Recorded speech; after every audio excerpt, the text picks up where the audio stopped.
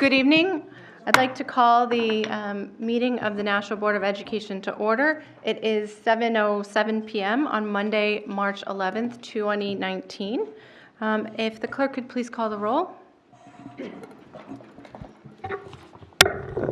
Mrs. Oden? Here. Ms. Raymond? Here. Mr. Kaufman? Here. Mr. Mosher, we could not get Mr. Mosher on the phone. I'll try him later. Ms. Van Twyver? Present. Mr. Guarino is here. Ms. Hohensee? Here. Ms. Timmons? Here. Ms. Porter? Here. Mr. Eid? Here. Ms. Scales? Present. Also with us is Ms. O'Gara, Mr. Donovan? Here. And Dr. McKinney? Here. And Ms. Fitzpatrick? Here. We have a quorum. Thank you, Mr. Guarino. If you could please lead us in the prayer, and Ms. Scales, if you wouldn't mind leading us in the Pledge of Allegiance. Please stand.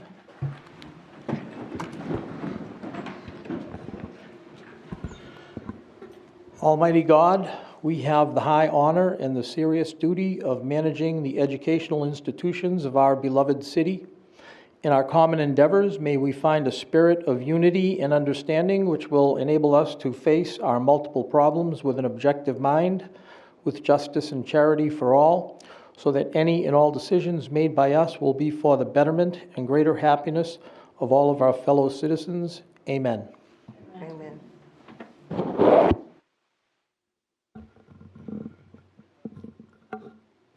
I pledge allegiance to the flag of the United States of America and to the republic for which it stands, one nation, under God, indivisible, with liberty and justice for all.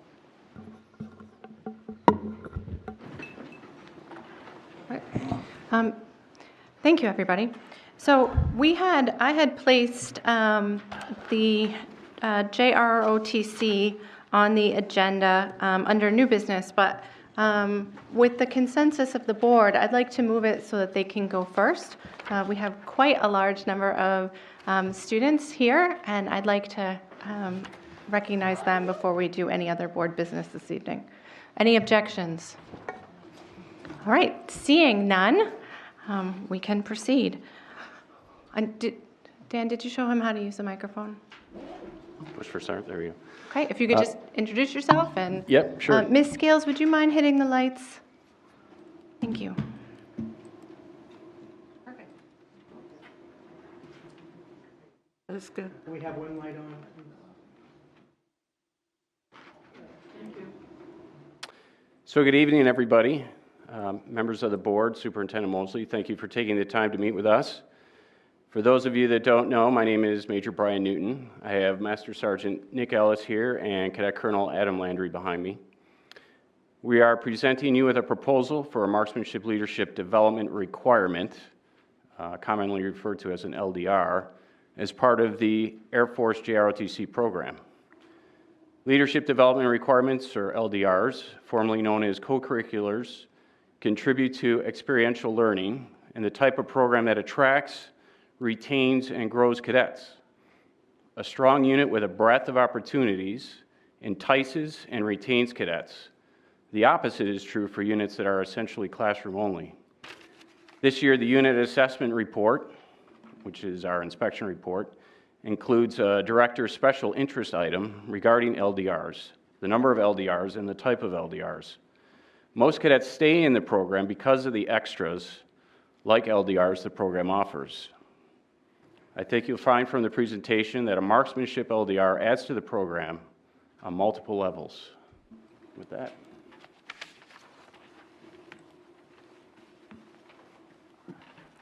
Thank you, sir. Good evening, all. I am Cadet Colonel Adam Landry, and I'm currently the Group Commander of the Air Force Junior ROTC program here at Nashua High School North. Through my experience in the program, it has opened me up to a plethora of amazing opportunities, and here for you tonight is another one of those opportunities that we would like to implement and expand into our junior ROTC program, that being the Marksmanship LDR. First and foremost, safety is the #1 goal and priority not only maintaining safety, but also teaching safety through our marksmanship LDR program. And ultimately, it will be open to all cadets, given that they pass and maintain all the academic required standards for it. Ultimately, it'll be designed to teach life skills to our cadets between discipline, responsibility, and the rewards of working hard and getting great accomplishments through that, and ultimately stressing the importance of practice in something that is going to be a very active and very engaging activity for our cadets. Just some back history for you here on the marksmanship program. In 1916, Army ROTC was founded, which included small bore marksmanship program. From the 50s to 60s, excuse me, marksmanship declined, but in 1964, Air Force Junior ROTC was founded, and with that, the Marine Corps and Navy Junior ROTC programs implemented rifle programs. In the 1990s, the three-position air rifle competition program was developed by the National Three-Position Air Rifle Council. In 2004, they went through a few more stand-downs in the Army and Navy programs, but after revamping and standardizing safety training and marksmanship program, they implemented new marksmanship instructor courses, and ultimately in 2006, the Air Force Junior ROTC marksmanship program was created.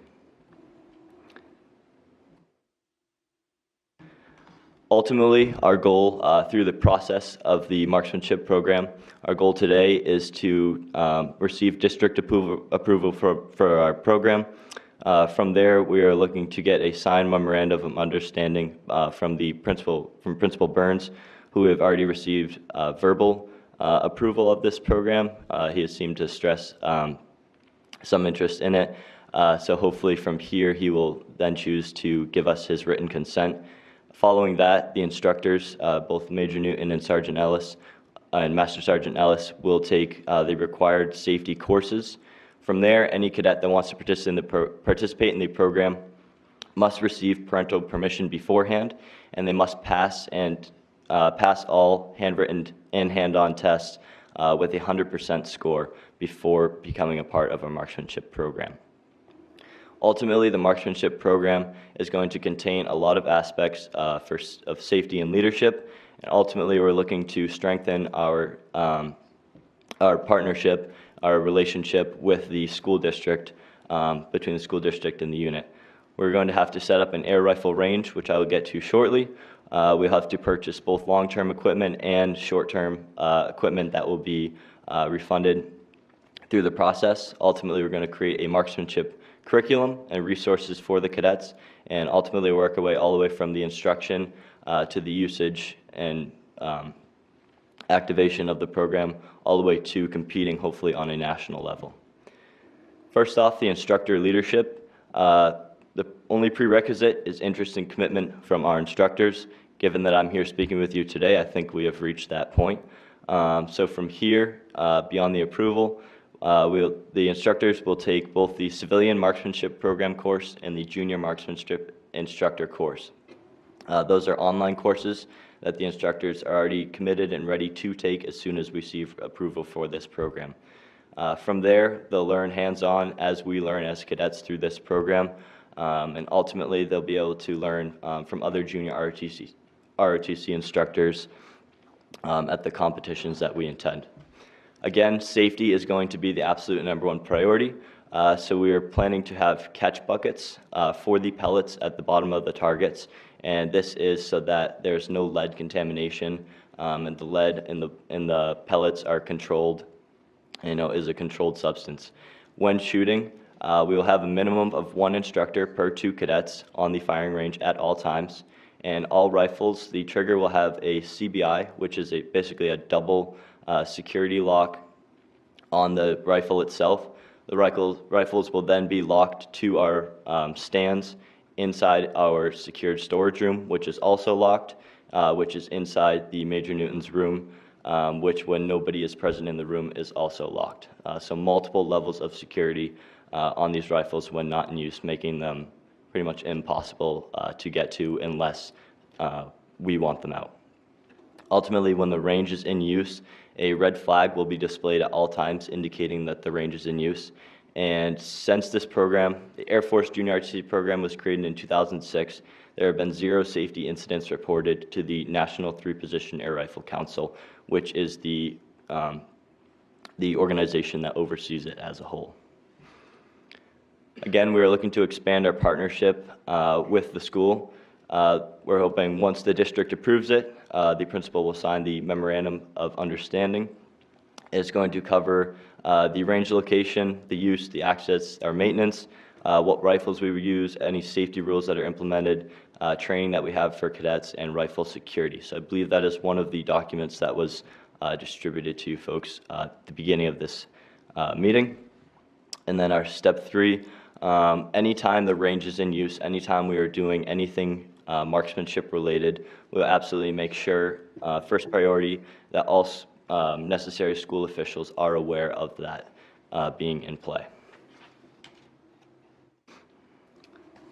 All right, so for the logistics, we are hoping to have this marksmanship located behind the school where the existing archery range currently is located. We're hoping to start it in the spring of 2019, permitting good weather. And ultimately, we will run it on Tuesdays and Thursdays after school. For equipment, we'll be to start off purchasing 4 air rifles at a $600 price point or less, $800 in equipment, costing the junior ROTC unit about $3,000 to $4,000 in initial investment. Everything that we purchase will be covered by our junior ROTC unit funds, therefore costing the school district no money. Some requirements for the air rifles. The targets have to be located about 10 meters in distance from the target, and overall clearance of about 45 to 50 feet long, and 3 to 4 feet of width per firing point.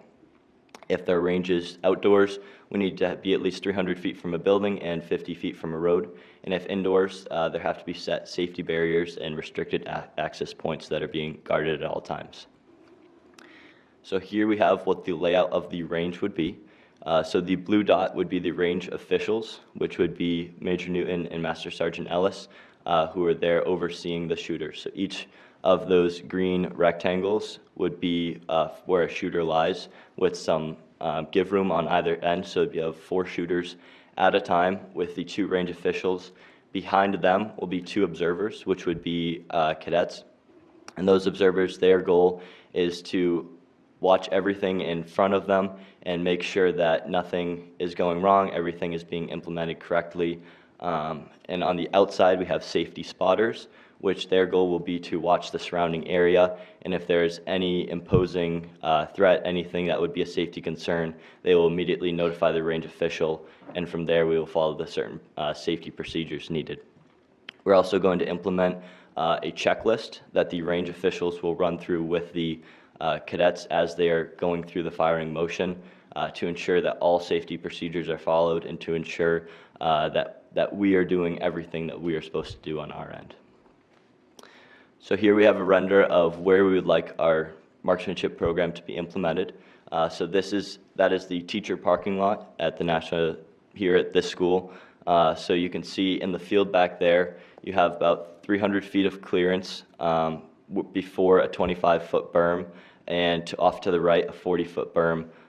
So the pellets, on average, travel about 150 feet in normal conditions. So they shouldn't, in normal conditions, reach those berms at all, if in the case of a miss. And if in weather conditions, they can travel up to 600 feet, but those berms being in place will absolutely restrict them from going anywhere beyond that. It's located 50 feet from the street and 300 feet from the school, so ultimately meets the required distances. Here we have what the air rifles would be. So they have to be approved by the National 3-Position Air Rifle Council. They must shoot under 600 feet per second, be of 1.77 caliber, and cost less than $600 each. So that list that we have below are the 3 potential air rifles that we could be purchasing from entry level to a little bit more of an advanced rifle. So most likely we will start with the beginning level rifle, the Daisy M853, as well as purchasing slings for each rifle, leather gloves for the cadets to wear while operating, shooting mats, kneeling rolls, targets, stands, and sanitation supplies, as well as safety supplies that I will be getting to. Some advanced equipment, if in our budget at the time or down the road in the future, we'll also be purchasing additional shooting scope stands, and shooting stands for the cadets to utilize. For expendable supplies, those are the targets that we will be using up in the top right corner. So it has to be the BMC target, which is the basic entry target, or a 10-bolt target, which is for some more advanced instruction. And the pellets are flat-nosed. They're of 1.77 caliber, and they have to be one of those following manufacturers. For personal and safety equipment, all cadets, when operating a air rifle, will have to have a long or short sleeve on. They'll have eye protection, not only when operating the air rifle, but anybody on, at, or near the range at all times will have the proper eye protection. And hearing protection, although it's not required for these types of air rifles, it will help the shooters with their concentration and focus. So ultimately, our goal is for this marksmanship to be a successful program and to prove that we can get it to that point. We have an example of Bay High School in Bay, St. Louis, Mississippi for you. So they have their range set up in the cafeteria. So there you have a picture of their cadets using their air rifles in the cafeteria. They've also had great academic success. In both 2017 and 2018, all members on their marksmanship team received and maintained a GPA above 3.0. Ultimately, our goal is to increase recruitment and retention in our Air Force Junior ROTC program. This program in Mississippi, in 2007, they had 165 cadets. In 2008, they implemented their marksmanship program, and in 2009, they grew to 250 cadets. Since then, they have maintained a steady 270 to 280 cadets per year. And ultimately, in 2 years, they had a 52% increase in their recruitment. On average, about 30%, units increase about 30% in recruitment and retention after the implementation of a marksmanship program. They've also been successful competitively, which we hope to rise to ourselves. In 2007, they competed in the Air Force Nationals, and they had a cadet qualify for the Armed Service Champions. And in 2012, they won the Mississippi and Louisiana Rifle League, and a member gained a college scholarship through their marksmanship program. In a quote from the school, they stated, "Our JROTC cadets have gained level of respect that our school's state champion football team has." Ultimately, we are hoping to build that same level of camaraderie, that same level of success, and that feeling of tradition to not only the junior ROTC unit, but to the school and to the district itself. Ultimately, we want to work our way up to compete in both local and national level competitions, and eventually cadets will even have the opportunity to compete in the Junior Olympics. We will compete against other units and other services, and ultimately the competition aspect will be geared to build confidence, teach sportsmanship, increase our cadets' sense of belonging to their school and community. I think it would be really cool if we had a cadet that was in the newspaper for scoring or for placing at a competition. Not only does that build that cadet's self-confidence, but that also helps recruit to the program, and that also brings positive publicity to the school district and to our unit. Marksmanship ultimately will be a program both created and operated on an academic platform.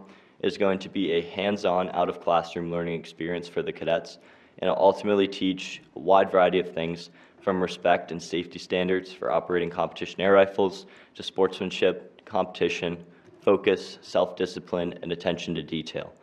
Each cadet in the marksmanship program will be tasked with maintaining a shooting diary, which will include all of the safety protocols, their checklists from their shooting experiences, and really everything from the safety to the competition aspect as they go through the process. Ultimately, our goals for marksmanship, we're looking to increase school participation and retention in Air Force Junior ROTC. We want to help build self-confidence in our cadets and increase their level of sportsmanship. And we want to eventually compete in those local and national level competitions. And again, we really want to bring that sense of community and belonging to both our unit and the Nashua School District, and ultimately open up more avenues for scholarships to our cadets. Another goal ultimately would be to create camaraderie. Personally for me, my father and I, we shot. He taught me how to shoot just for sport as I was a kid. And growing up, that was really the experience that helped my father and I bond. And I want our cadets, I want the instructors to have that same opportunity to experience that bonding, to go through something unique, something that's out of the ordinary, and something that's highly beneficial to both the academic, the sport piece, and really just a little bit of everything. And I think implementing that kind of program to the junior ROTC is really going to help us expand that camaraderie and help create better futures for our cadets. Thank you very much. Thank you, Cadet Corporal Landry. Once again, you've given us an extremely professional presentation. It was an excellent job. I will open up for questions or comments. Go ahead, Mr. Kaufman. Cadet Corporal Landry, great presentation. The thing I want to say to all the cadets is you guys look great. You wear that uniform proudly, and I respect the commitment you've made. Having said that, I'm absolutely in support of your initiative. I appreciate you bringing it forward to the board, the support of Principal Burns. As someone who's been a range officer at a Boy Scout camp, I can attest to the development of patience. And I will tell you, it's about the breathing. You may not believe me now, but it has a lot to do with breathing. And absolutely, I won't take a lot of time except to say great job on your presentation. Thank you for your commitment. Anything I can do to enable the program, feel free to ask. Ms. Oden? Yeah, thank you. It was, this is the second time I've seen you present. I believe you presented at the NEASC conference, and all of you do look great. It's really nice to see you, and I know one day a week you have to go to school in your uniform. It's great. I do have a question about the range location. There was a berm to the right, a berm behind, but to the left of the range location, it looked like a soccer field. I know that the band practices back of the school. Right there, that one. Mm-hmm. Is that, do you know if that's a soccer practice field? So at one time, that was used as a sports field. To my knowledge, I believe it's no longer used as a field for sporting events. I know the band does use it at times, but that is something that we would work our schedule around to make sure that we're not impeding with their schedule or operating at the same time as the band. Okay, but you said Tuesdays and Thursdays would be the date. Is that negotiable? Yeah, that is the tentative Okay. course dates, but we will be, I believe, flexible with the dates to make sure that it's not impeding with any current things that are scheduled. Also, maybe a mile from here on Broad Street, there is a shooting range. Have you looked into using a shooting range rather than to use the open field on the school property? Yeah, it's certainly an option for us. That is the New Hampshire Horse Pond Fishing Game Club. We do have a connection there. I personally know the president of the club, and they usually like to support groups like this. So that is certainly an avenue that we could potentially look into. Even if we were still to set up a range here where the archery range currently is, we'd maybe be able to use that in the winter months or something like that. But our ideal goal is to have something set up on site to minimize the need to transport the air rifles, the minimum to not have to transport cadets to and from. Just because sometimes it can be a hassle, even if it's a short distance, finding rides for cadets to and from after and things as that such. Would all of these cadets go to the range at the same time? So we'll, obviously each cadet involved in the program will have to pass all the academic pieces to it, and it'll be a selective process. But all of these cadets are basically just here in support of the program. Some of us will be graduating this year, not necessarily in the program. But I mean, really, we'll open up the marksmanship program to anybody that is interested, so long as they receive that parental consent, so long as they pass their tests. So really, it depends on the numbers that we receive. But whether we get 5 cadets that want to do it or 50 cadets that want to do it, we will be flexible in working that schedule and on our end figuring out who is involved in the program at certain times. Okay, thank you very much. Thank you. So, ma'am, a couple of things. Sorry. Thank you, Major Newton. We can't hear you unless you're on a microphone. It doesn't pick up for the recording. Yeah, I need to buy you a portable one. Just a couple to add on what Adam was saying. So number one is I'm trying to avoid transporting students, because as soon as I do that, then we're going to cut down on the number of students that are going to participate. Transportation is extremely expensive, and if I have to rely on parents to transport cadets, then again, we're talking about a drop in the number of cadets that are going to be able to participate. So I'm trying to keep it local, so they can just walk out of the back building and participate. So we're going to have 4 lanes of shooters, and we'll rotate shooters through those 4 lanes. So whether we have 8, 12, or 16, whatever the case may be, I would imagine that those 4 shooters will shoot 20, 25 rounds apiece, and then leave the lane, and the next shooter will step in. So we'll be able to rotate through several cadets during any given point in time pretty quickly. I think that answers your question. It does, thank you. I have one more question. I believe that back berm abuts the river, and Yes, ma'am. anybody can be walking through there. Yes, ma'am. Will there be any signs back there warning people? And I'm thinking about children, 8, 9, 10 years old, who often are wandering around there. The neighborhood there's a lot of children in the neighborhood, so I'm concerned about that. So that berm is immediately inside of the tree line. So we can see anybody, the observers, the 2 observers that we have on the outside of the range are the observers that will be looking for anybody that happens to come down the trail to the right, or anybody that happens to come down the trail to the left. You'd actually have to climb up on top of that berm to get over it and be anywhere near the vicinity. The pellets actually traveling to the berm is almost never going to happen. They just, unless you have a 30-mile-an-hour wind at your back, seldom will they even go to the berm, that 300 feet. The targets only sit off the ground a few feet, 5 feet, I believe, which means, again, that they're not going to travel beyond the berm, or seldom are they even going to hit the berm. So to have somebody in the back, that would be a lot. I mean, we certainly can post signs back there. That's not an issue. Can I have one more? I'm confused. The pellets, if they don't reach the berm, then they're just dropping on the ground. Yes, ma'am. There was We somebody will have a saying catch. We will have a catch bucket. Yes, Now, we're assuming that cadets will hit the target every time.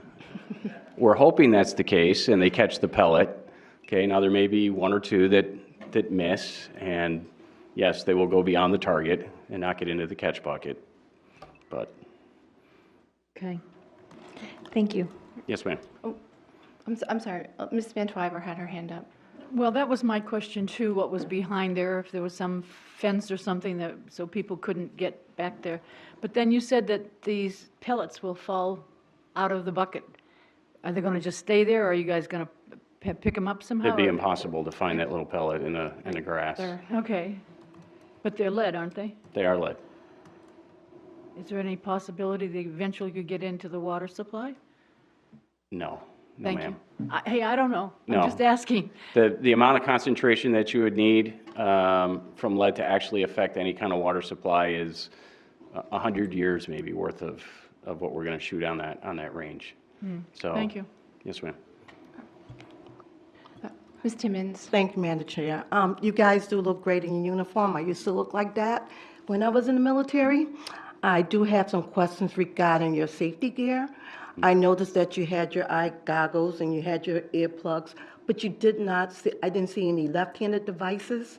Any what kind of devices? Left-handed devices. I'm a left-handed person. I have to have a left-handed devices, and all the equipment, you didn't show any of that.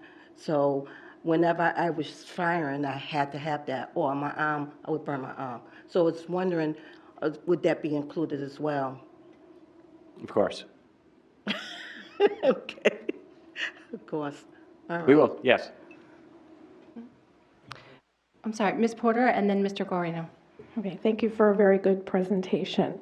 It's nice to always have people at our meetings, so thank you for coming. I'm looking at the cost would be paid for, you said, for the AFJR ROTC. Is there any way to have transportation and costs included in that so that they would pay to transport our students? Transportation from Here my to a 3+ firing years of range. experience is cost prohibitive. One bus to pretty much any event that I've gone to is about $400. Wow. Okay, Flat out. So it's just, we don't have the budget for it. So I just can't do that. okay, I wish I could. I do too. Like, you can buy me a van and I'll drive. And that road access there, is that going to be closed off during those practices? Because that, I'm just wondering, are people going to be able to drive by there while they're? Yes, ma'am. They will? Yes. So you wouldn't block that off? No, everything will be downrange. Any of the air rifles that would be loaded would be facing downrange, and they wouldn't face any other direction. Okay. And I saw in some of the pictures that that school you showed had indoor practice. Is that something that you would be considering here? Definitely. At some point, I'd love to move inside. We'd not have to worry about the weather and all the rest of that. Both gyms right now are really, really booked heavily for most of the school year, so that's probably not possible. Certainly could look at the cafeteria, if we can move things around in there. The amount of space that's required for inside is what? I don't remember the exact, 30 by 50, I think it was. 30 by 50, so that's something that we could look at in a cafeteria. But again, now you're talking about different types of safety features. So it's a whole nother expense that we'd have to take a look at. The easiest thing right now is to just get this started outside and see how it goes, and then we can take it from there. Okay, and my last question is regarding liability. I believe that you have safety first. I'm not questioning that, but things happen. Sure. And if there were some misfiring or some accident of some type, what is the district liability in that case? I'm probably not the person to answer that question. I think, okay, well, I just think that's something to consider. Maybe we would speak with council just to, do you know that, Ms. O'Gara? We would bring it to risk management at the city. They cover us for liability.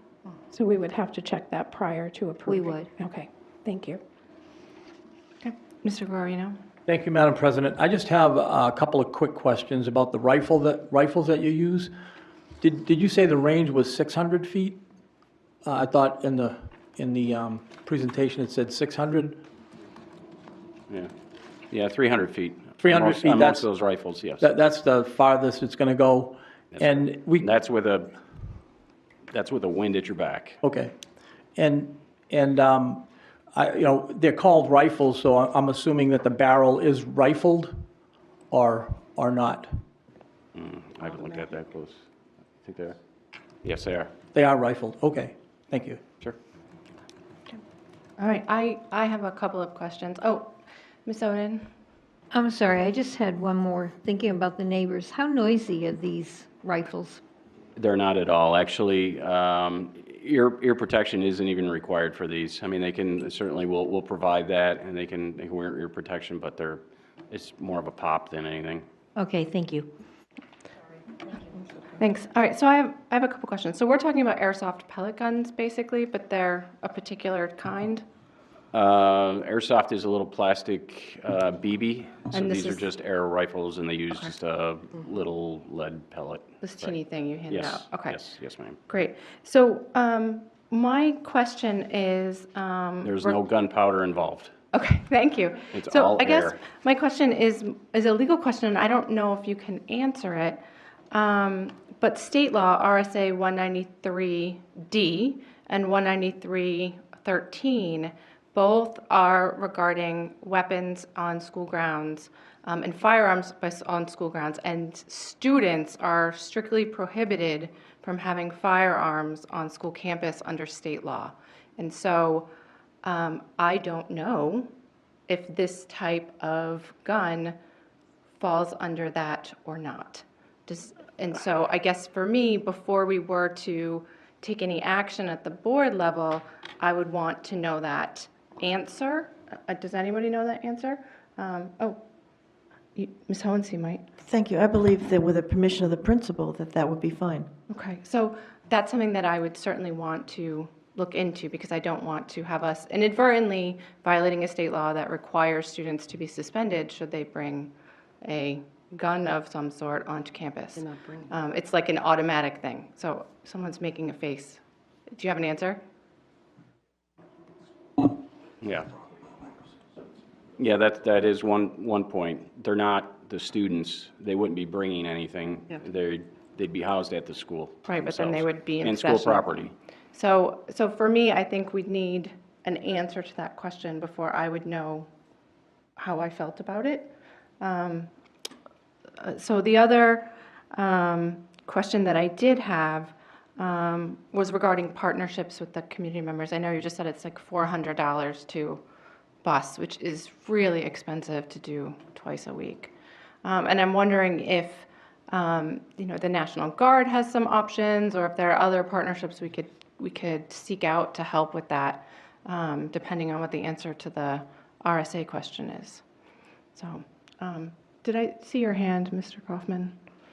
Yes, thank you. I was going to say, if you go into one of our shops, even in the middle school, and someone's using a saw or a drill or a pneumatic, in the auto shop, every one of those things is a dangerous thing. But the fact is, we have professionals who oversee the use of that. You have 2 range officers overseeing. Each range officer will oversee the operation of the 2 cadets in front of them. Correct. So you have the 2 range officers, 4 cadets, and in addition, they have the extra observers on the sides. Correct. So I think this is a professionally managed program, and we'd be in good hands in letting our folks do this. Okay, thank you. And Ms. Hohensee? Thank you. I'd like to move that we approve this program and let it go forward. To move to approve the JROTC Marksmanship LDR program. I'll second that. Okay, Ms. Oden? Were you planning to contact risk management or to check into the statute that you mentioned? I can certainly do that. I can contact Dan's waving at me. Corporation Counsel? Yeah, I could check with risk management, that piece of it. If you want to check with the state, that's fine. Reasonable? Yeah. I would like to wait. I would like to table this, I think, until we get clarification so we don't get ahead of ourselves. Okay. Mr. Van Twyver? I agree with Ms. Oden. I think I'd like to wait to find out whether the state laws are going to change. Thank you. Mr. Kaufman? I withdraw my second pending the inquiry into the matters, but I would ask that the chair put this on the next available calendar once those issues have been determined. I think I think that's reasonable. So Mr. Donovan will reach out to the insurance part of it. I will reach out to the state. And then as soon as we have some answers, we will revisit the topic. I know y'all were hoping for an answer tonight, and I'm sorry to have you all come and dress up and be here late on a school night with no answer. But I think it's important for everybody that we do things properly and we make sure that we're following all of the laws of the state. So, thank you. Thank you. Would you like me to remove my motion? Yes. Okay, sorry. I'd like to, and I also think that there's nothing to worry about. These types of programs have gone on before in other schools, so I think it's just a matter of a little bit of research that the board needs to do. To stay positive, I think we'll get it approved.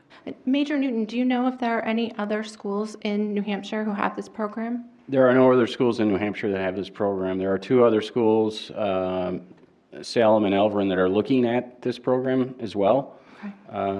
And we're investigating programs in Massachusetts. I believe there's 1 or 2 in Massachusetts that have this program. Okay. And you don't by any chance know the status of Salem and Elvern? I think they're waiting for us. I'm wondering if they have the exact same questions that we have. Okay. All right. Well, thank you so much. Yes, so ma'am. much, Thank you. Major Newton, for coming down, and all of the cadets. I really appreciate your time this evening. Okay. Thank you. Ms. Oden. Do we need a motion to table this until, We withdrew the motion. well, okay, thank Yep. you. So I think at this point we have an understanding of what our next steps are, Thank you. which I will write down so I don't forget. So hold on 1 second.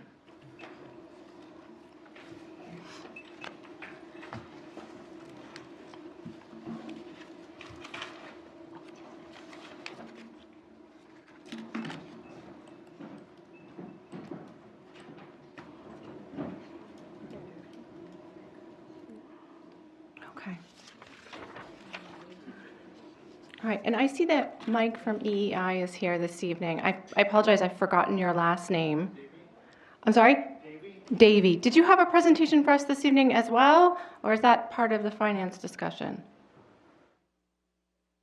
But there's motions related to his presentation for the finance, so if you want to do it right before the finance, we could do. Are you able to wait a few minutes? Thank you so much. Okay. All right, then I'll just leave the table as it is. All right, moving on to the consent agenda. Does anyone have any items that they would like to remove from the consent agenda? Okay, seeing none, I would entertain a motion to approve the consent agenda. Move to approve the consent agenda. Second? We have no one on the phone, so we can do this by voice vote. All those in favor signify by saying aye. Aye. All of those opposed? Okay, motion carries. We have no items removed from the consent agenda. Are there any communications outside the consent agenda this evening? Okay, seeing none. We are now on to the public question and comment period, limited to items on this agenda. Did anyone wish to speak regarding items on tonight's agenda? Jimmy, are there any people signed up on that list? Oh, he's not looking at me. Okay. Last call. Seeing none. The superintendent's comments. Good evening, everyone. I have a little bit of a lengthy list here, so I'm just going to run through it. Stacy Batchelder and Jennifer Scarpati have been selected for the 2019 Fellow of the Yale Childhood Trauma Learning. These 2 principals were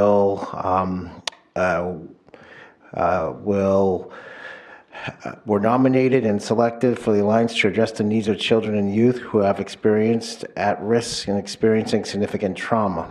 This is an exciting opportunity that will help our schools better understand how to alleviate the impact of trauma. So congratulations to 2 of our elementary principals. This month is Read Across America, so I'm sure many of you have received invitations from schools to read to our kids. So congratulations to those who've read. I also know that that students have also participated in this event as well. I also had some conversations with the public library as well, and they actually had a book sale going on this past weekend along with DVD sales. So if you can't find a book or you're looking for a book, you can always go down to the public library and they'd be more than happy to supply you with that. Strategic planning, I want to again encourage individuals to go to our website and complete our survey. Our survey is up and ready to go, and all walks of life should be completing that survey. I'm going to kind of run through this list because it's fairly extensive, but I just wanted to acknowledge that our winter sports are over. The North and the North boys and girls basketball team made it to the playoffs. The girls lost in the first round, and the boys lost in the second round. The Spirit team finished fourth in the preliminary tournament to make it to the championship round, which is tomorrow. The boys track team at the North, overall second place. Girls track team did very well as well. So I just wanted to acknowledge those athletes. The South boys, girls, and unified basketball, as well as the ice hockey teams, made the playoffs. All did not pass the first round, but that's okay. Congratulations to those individuals that competed in that. Gymnastics team also had a good season. I just wanted to acknowledge that they did a really good job. Girls indoor track also finished fourth in the division. I also wanted to just say thank you to all those coaches, parents, anybody that was connected to our winter sports. We got very fortunate that we didn't have a lot of snow days, but still, I know that there were some long weekends going to Dartmouth College. If you are with the track team, you'll know what I mean. And I know that these aren't just events that take 1 hour, an hour, a half hour. They're all-day events that people are away from their families. So I just want to acknowledge the coaches and the parents who were connected to that. With that said, the spring is here. I want to encourage all of students, if you're not playing a sport, that's okay, but to get involved in something. It's very important that you get involved in your schools and certainly make sure that you make a difference. So many of these updates that I give are actually, they feel a little old because I like to tweet out a lot more than I do reporting to the superintendent's report. But at any rate, I usually catch everything, and I know that district-wide, there are some events that if you can't follow here at the school board meetings, please feel free to go to the website, the Twitter, and that certainly we get all of that great information out to our general public. That's all I have for now.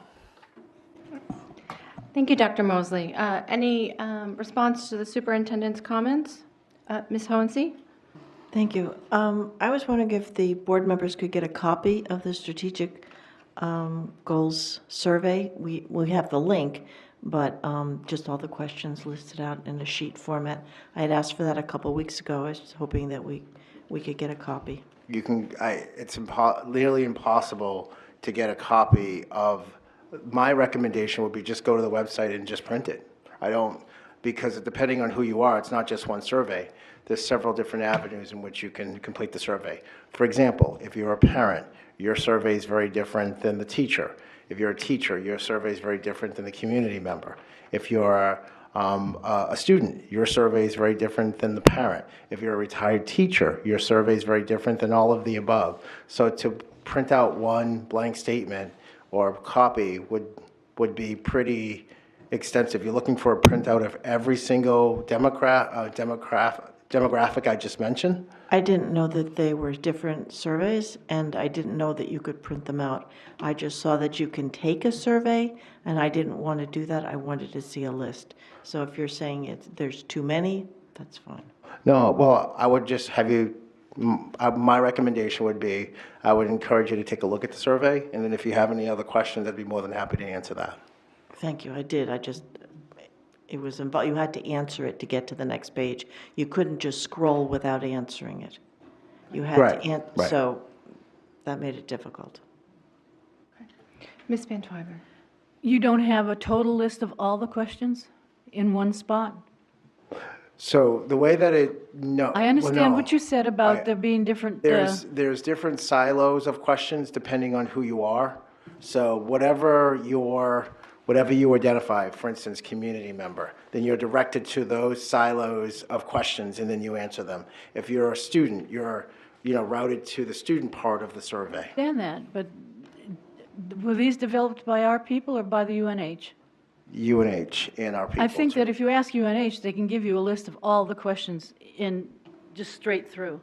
But that's, So you, just so I'm clear, you want questions from the community members? all members in one list. They can give that to you, I'm sure.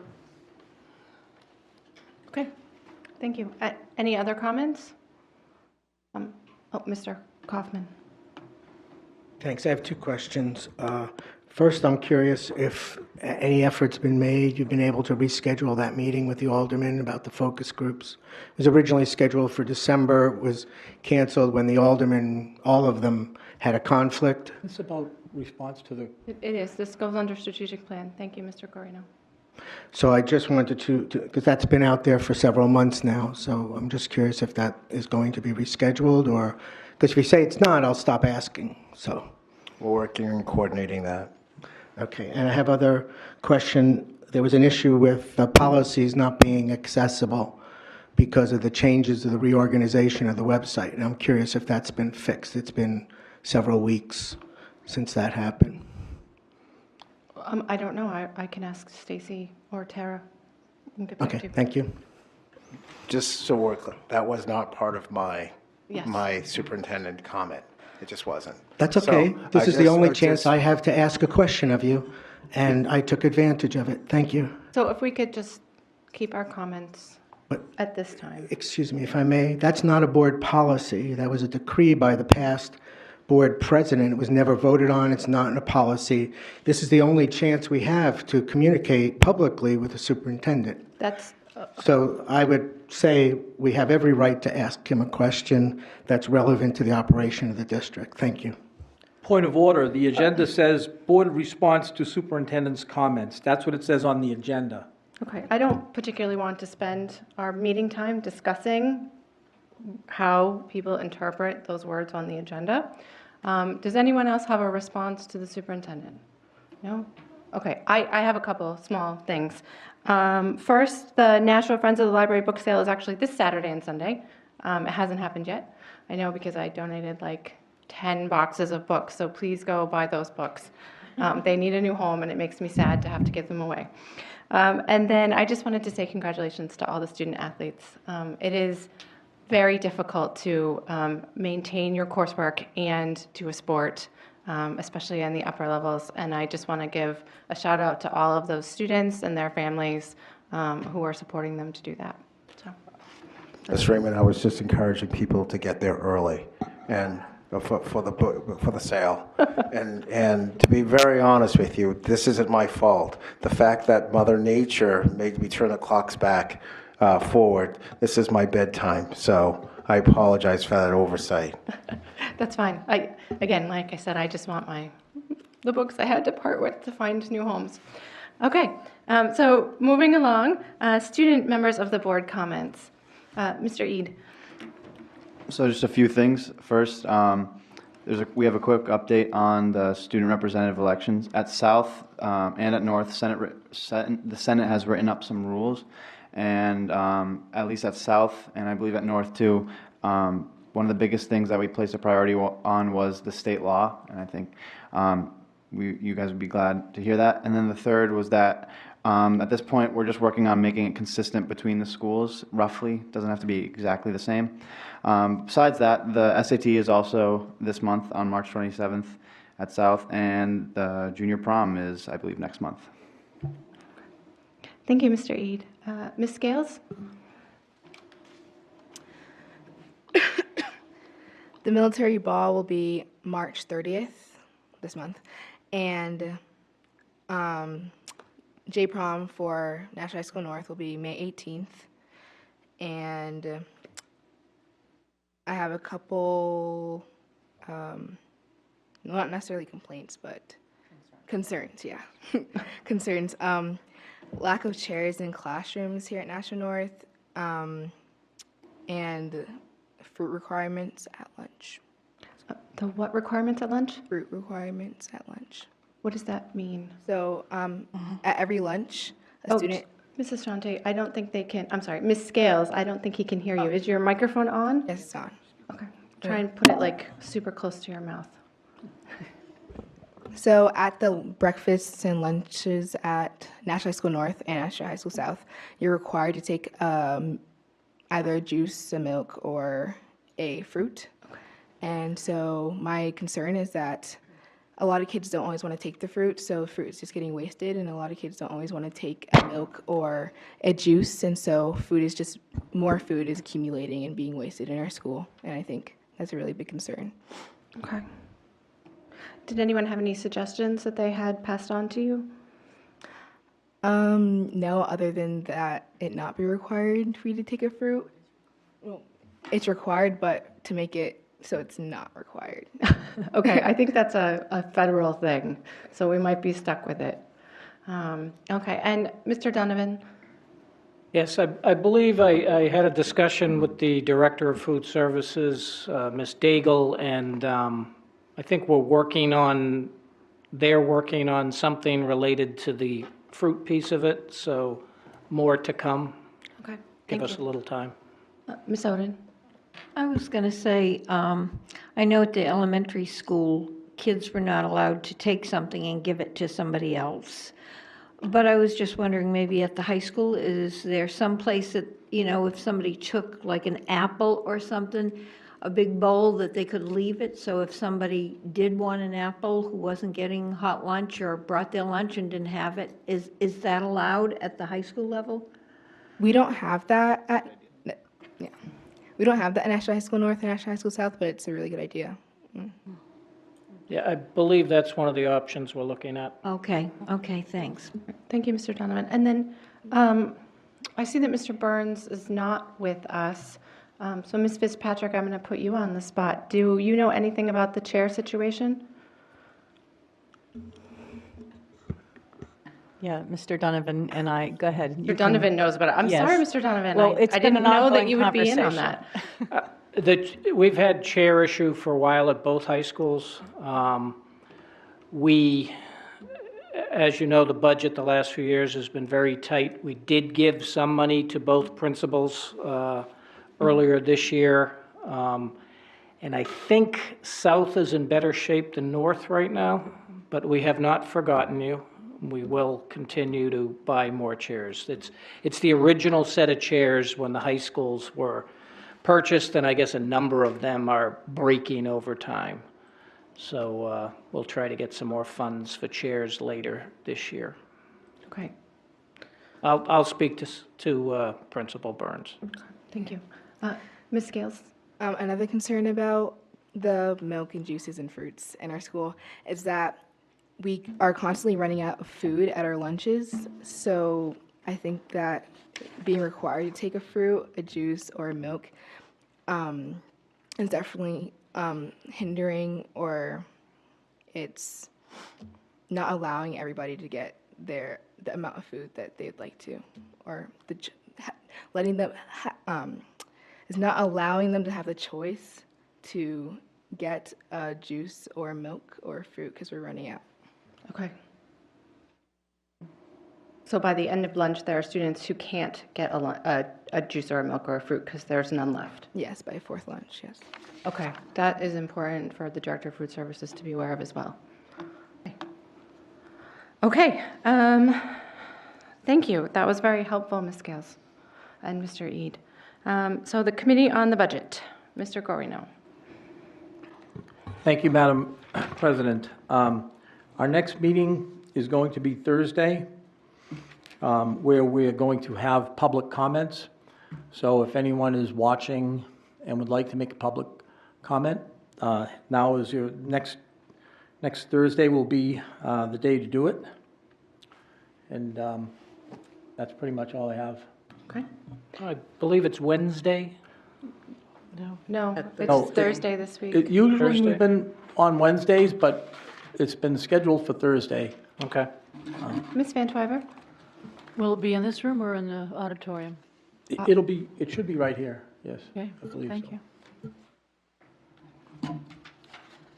Perhaps we can talk. Excuse me, just clarify. It's posted in our packet Thursday, March 14th, in this room at 6:30 PM. Yep. If we overrun, we can talk about options. Okay. Okay. Committee on Finance and Operations. We have a meeting scheduled for tomorrow night, 6:30, right here. And we have two items on the agenda that were in the committee, approved by the committee at the February 6th meeting, I believe. And we'll present that tonight. And I think Mr. Donovan's going to explain a little bit of why we waited a little bit for this presentation. Thank you. Okay, we had, the committee approved two recommendations which will come up, but we thought it important that our energy consultant, energy efficient investments, who've been working with on this, give a quick, and it's going to be quick, presentation to the whole board so that you understand the whole, what this process is all about before you make a vote. Typically, we just keep it to the committee, but since this is something that involves the city, potential bonding, other things, I think it's important that everyone sort of hear the discussion. So I'll turn it over to Mike Davey to give you a quick rundown. Thank you, Mr. Davey. Mr. Eid and Ms. Scales, would you mind hitting the lights?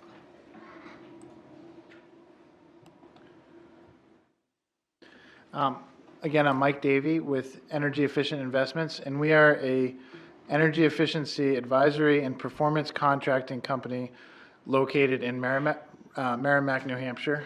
We do work all over northern New England, so this is a nice close to be working about 3 miles from our office in Nashua North. What our goal is in doing an energy study at the two high schools is to develop a project that is budget neutral, meaning that the energy savings would pay for necessary capital improvements over time. An example of this is the campus is primarily fluorescent light. By going to LED light and more energy efficient products and controls of your heating and ventilating systems, there's an opportunity to save more than $220,000 at both schools alone. To give you an order of magnitude, the energy savings alone from these two buildings would be more than equal to the energy consumption of the entire middle school facility. So there's a substantial amount of energy savings at these two complexes, and because they are by far and away, Nashua North and South, the largest energy users for any school buildings, we started at these locations where there's the most potential opportunity for savings. And so the goal is to develop a project that is tax neutral. They're typically financed with a bond or a lease, and the energy savings pay for the annual bond or lease payment. So in general, your energy budget is reduced typically and is replaced with a bond or lease payment equal to the annual energy savings. Due to the size of the projects, we're recommending doing just one high school per year and completing the work over the summer. And that would correlate to which schools have summer school. The energy savings are substantial, more than $220,000 at each school. And we are also looking at solar opportunities at the schools where you have the newest roofs. The roofs on these two facilities are more than 18 years old, so it doesn't make sense to put solar here at this time. So we're looking at some of the other schools that have newer roofs for potential solar opportunities. And we're seeking board approval to proceed with the final energy audit, which will confirm all of our assumptions and be a more detailed approval, and also to get approval to move forward for approval of discussions on financing options for those projects. A lot of the savings comes from LED lighting. For example, the fixtures that are in this room typically are burning about 58 watts. Going to LED, those can go down to 20 watts. So just in this room, you're going from 50 to 20, and there are several thousand fixtures throughout this building alone. This is a recent example of a Vermont high school where after we implemented the LED and transformer improvements, their usage is down 46%. So the orange lines are the 2018 and the gray lines are 2017. So 46% reduction in monthly energy consumption since implementing these changes. At Nashua North High School, there are 32 transformers. Those are energy consuming devices that take 480 volt power and bring it down to 120 volt power so we can plug in our laptops and computers. And each one of those devices is, a lot of times if you go into those rooms, they're very warm because there's a lot of electricity that's lost in the form of heat. We can replace those transformers that are about 92% efficient with 99.5% efficient lossless transformers. And just that change will be more than 400,000 kilowatt hours in savings for each of the school, which is equivalent to the entire electrical consumption at Birch Hill. So just by upgrading the transformers, we can essentially offset all the usage of a similar school. One other exciting thing, it's exciting to me, I don't know if it is to you guys, but on the gym units, we can put in demand control ventilation. So engineers need to decide to design that building so that if you're hosting a playoff basketball game, you can ventilate for all the people in the space. That means that you're often bringing in much more air than is ever needed for the people in the space. So we're proposing demand control ventilation to monitor the amount of people in the space and then just bring in the necessary air to meet the people. That's a new technology that wasn't available when this school was designed. So I'm consolidating about an hour presentation into 5 to 10 minutes. So excuse the brevity, but the next plan is to take our preliminary findings and develop an investment grade audit and proceed with contract documents, and then meet with city officials and school finance to figure out the best way to finance these projects. To give you an order of magnitude, I believe the project for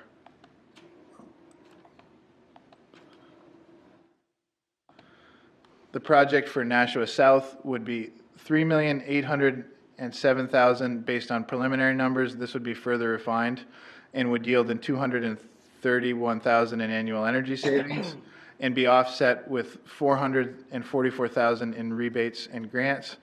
The simple payback is 14.5 years. Oh, I apologize. This is not broadcasting.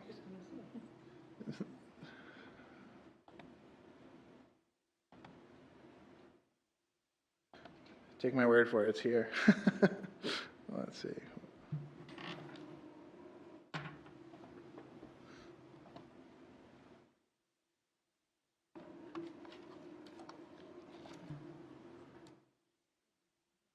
Yeah, sorry.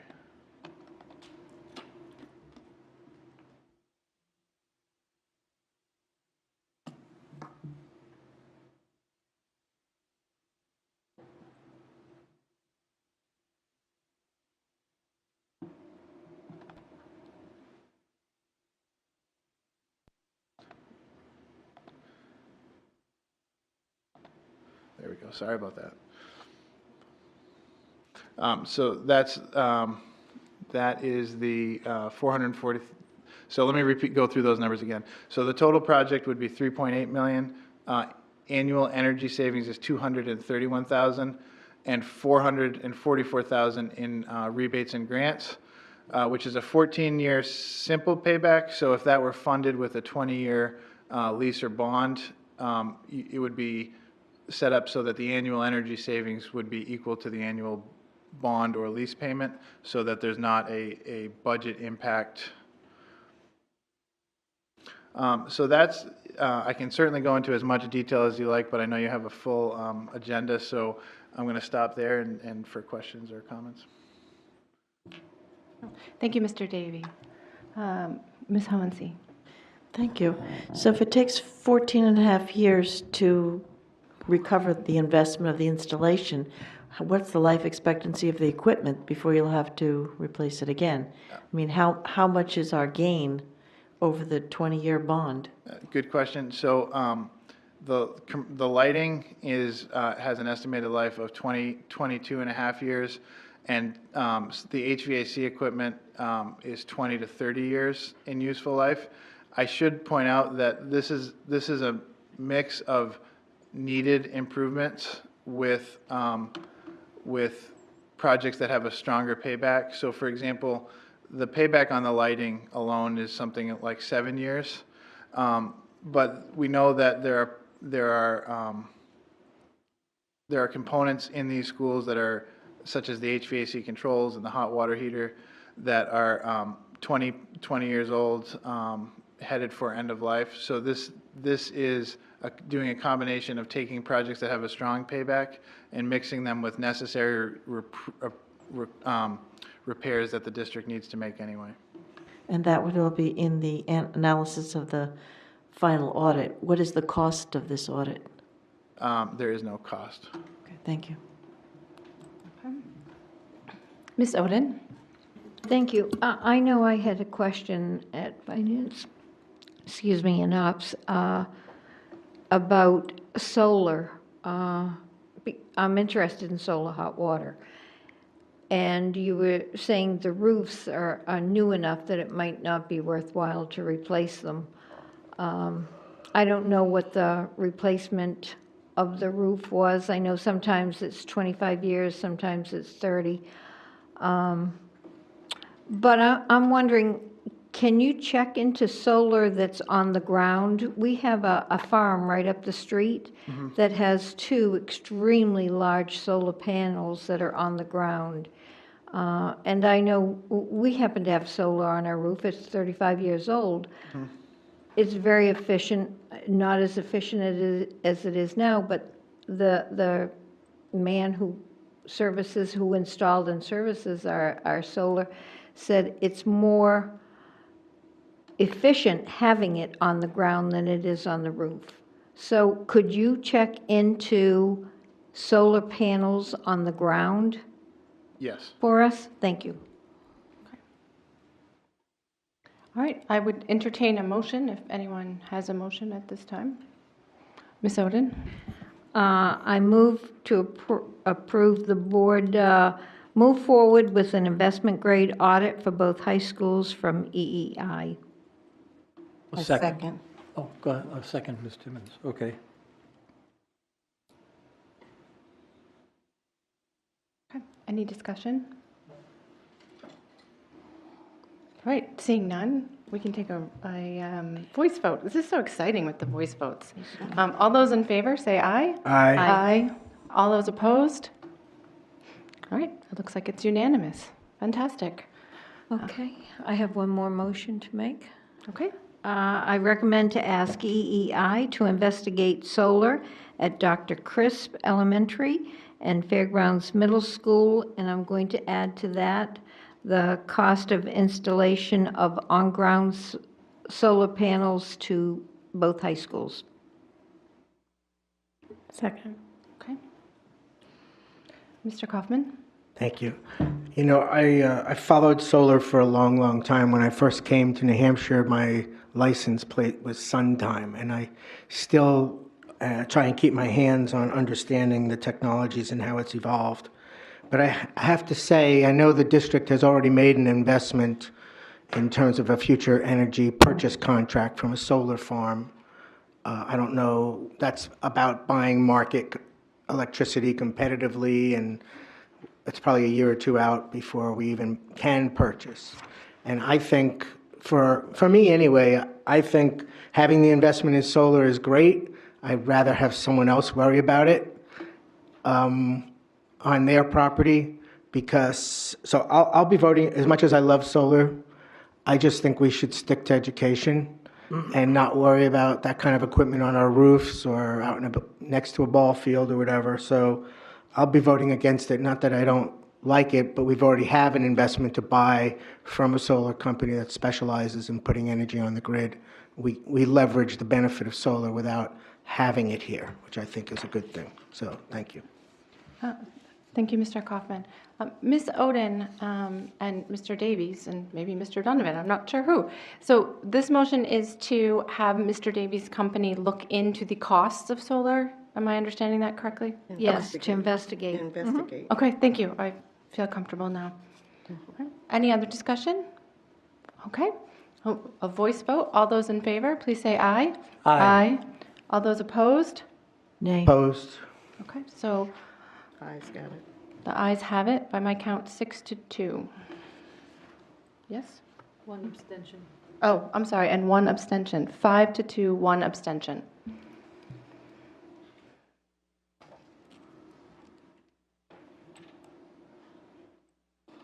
Now I'm less excited about voice votes. I missed the abstention. Oh, you don't usually ask for that. I mean, it's not, but I would like to be put down that way. Yeah. Thank you so much, Mr. Davies. I appreciate you waiting so patiently this evening. Okay.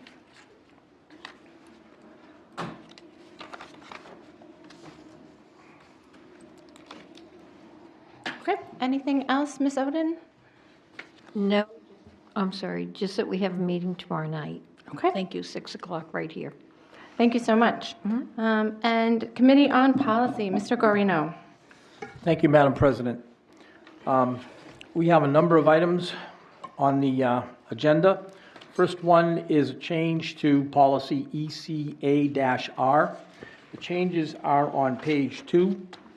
I believe this was in our policy committee back and forth a couple of times. We had our security director, our gentleman in charge of security, review this and approve it. So I'm not going to go into great detail on it. But I would move to recommend approval of policy ECA-R, District Security Procedures, as amended. So moved. Are you seconding that, Ms. Timmons? Yes. Thank you. Any discussion? Ms. Porter? Okay, I have a couple of questions and a couple of grammatical changes, if I could. So if we start on page 1, the third paragraph up starts with, an employee will be provided one free replacement card every 3 months. Thereafter, the employee will be charged. It says charge. Do you see that? Right before where it says $10? Excuse me, page 1? Page 1. And the third paragraph? From the bottom. From the bottom. From the bottom. See where the $10 is? Yes. They will be charged. Oh, you need a D before We the need a dollar D sign. instead of charge. Okay. Okay, on page 2, 1, 2, 3, the fourth paragraph from the top, the last sentence says the pass will be a disposable sticker and must include the visitor's name. I know that in some schools you have like a sticker that you stick right on you, but in other places you have a badge that's in a plastic protector that gets placed on. So I'm just wondering if we're doing away with those and just going to disposable stickers. I think that's a question for administration, because every time I visited a school, I always got the sticker. I didn't know the other was available. Well, right at central office even, they have the badges. What was the question? So the question, I'm just curious if we're doing away with those plastic badges. We haven't, at central office, it's a little smaller because of just our size, but at the high school, we tend to use the stickers because it's just more convenient and they're easier disposable. But, in terms of being green, we should probably look into that. We just haven't perfected the badges yet. Okay, I just wondered since it was specifically mentioned. If you go down where the vendor contractor identification, the second paragraph in that section, I think it should read when delivering supplies or working inside instead of when delivery. Yes.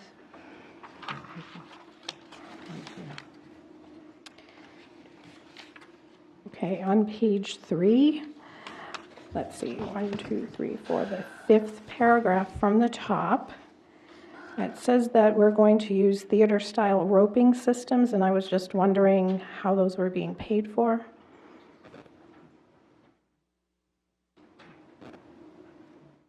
I think it's a good idea, but where are they coming from? Is that like coming from each school's budget? They have to pay for their own? Is that from the security budget? My understanding is this has been the policy for quite some Okay. time, so hopefully they're just already in- following that. I'm looking down there at the assistant superintendents. Right here. No, I haven't. Okay. Sorry. I know because I've been going around to the schools for pops. I know the elementaries have roping. Okay, all right. That's fine, just checking. On page 4, in the section access control, in the 3rd paragraph down, Sorry. I'm having trouble understanding the first sentence of that 3rd paragraph. In consultation with the Director of Plan Operations, the superintendent shall designate the assistant. Is that just, are we designated the assistant or one of somebody? I can't find it. So I'm on page 4. Right above keys. Oh, got it. I miscounted. Ms. Fitzpatrick? I'm assuming that because this part of the policy was previously written and approved, that there probably isn't an assistant director for safety and security anymore, so we should probably strike assistant. Okay. Because Chris Lassard is the director. So how should it read then? He's not what? He's a safety officer. What is he? I believe he's an assistant director. I think that's his. Yes, because Sean is the Director of Plan Operations. And So the Gary. word "one" should We be just struck. strike the word one, okay. Under keys, the 3rd paragraph down, about returning keys, does that include returning them for the summer? I know when I worked, I had to turn my keys in the summer. Interesting point. Mr. Donovan? Yes. Well, we did have a discussion about that, and we left it up to each of the principals. Okay. We're hoping that they actually collect them, because we've had a lot of problems where teachers decide not to come back in the summer, and it's very difficult to get those keys back. So we're suggesting to the principals, please collect all the keys from the employees last day of school, and then they'll reissue them in August, September. Okay, thank you. That seems prudent. I just have one more thing. Thank you for your patience. On page 5, under video surveillance. 6. Oh, page 5, yep. Page 5. Okay, video surveillance, the last paragraph of, the last sentence of the first paragraph. Areas chosen for surveillance shall be where surveillance is a necessary and viable deterrent. I believe the word "a" should be placed. I don't have A on my copy. You have it? I don't have it on mine. You have it? No, but I had it. Okay, all right. No, these are picky little things. It's just as I was reading. Okay, that's it. Thank you. Okay, thank you, Ms. Porter. Mr. Kaufman? Thank you, Ms. Porter, for proofreading. It's probably impossible to stop a teacher from doing that. I do have a question back to where you were on access control. I think the language correction you've suggested, I absolutely agree with. But I'm curious, do we want to specifically, where we have the Director of Plan Operations, we're referring to the superintendent in this sentence, and then again, an Assistant Director of Safety and Security. So if for some reason that changes in the future, we'll have to change this policy. Might it be a little easier to accommodate, just the designated person? We know we're going to have a Director of Plant Ops and a Superintendent. The title and the personage of an assistant director of safety could easily change. Maybe if we just made this someone, a designee, just to keep it more generic so that we wouldn't have to change this should that position change. That's all. It's just a thought. Or designee. Or designee, yeah. Fine the way that I think it reads fine. Yeah, I think so too. Yeah, Okay. that's fine. Okay, Ms. O'Gara? Do we even have to have this in there because there should be a job description that designates the assistant director's responsibilities? And if we didn't have one, we would assign, I imagine we would fill his position because he also goes around to the schools as well. I don't.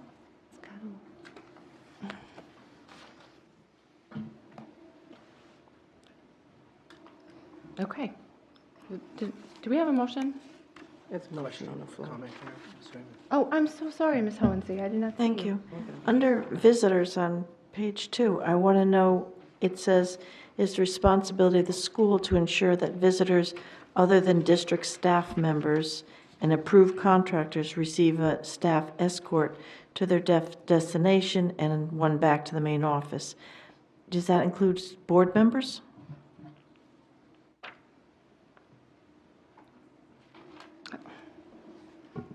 I believe it does. I visited a school and I had a person escort me. Well, I think sometimes getting there and getting back, it might be fine, but there are some tasks that board members have that I don't think it's necessary to be chaperoned throughout the building. So I'm just wondering if, if that's too restrictive.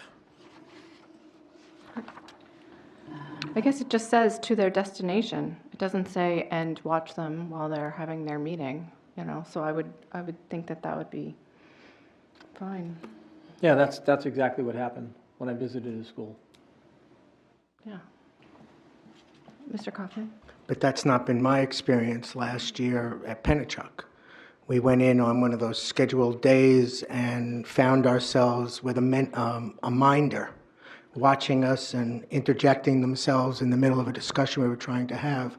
So my experience is not just an escort, but rather what I felt was a very intrusive interjection of a person into my ability to speak directly to the principal, in that case acting principal, on that particular day.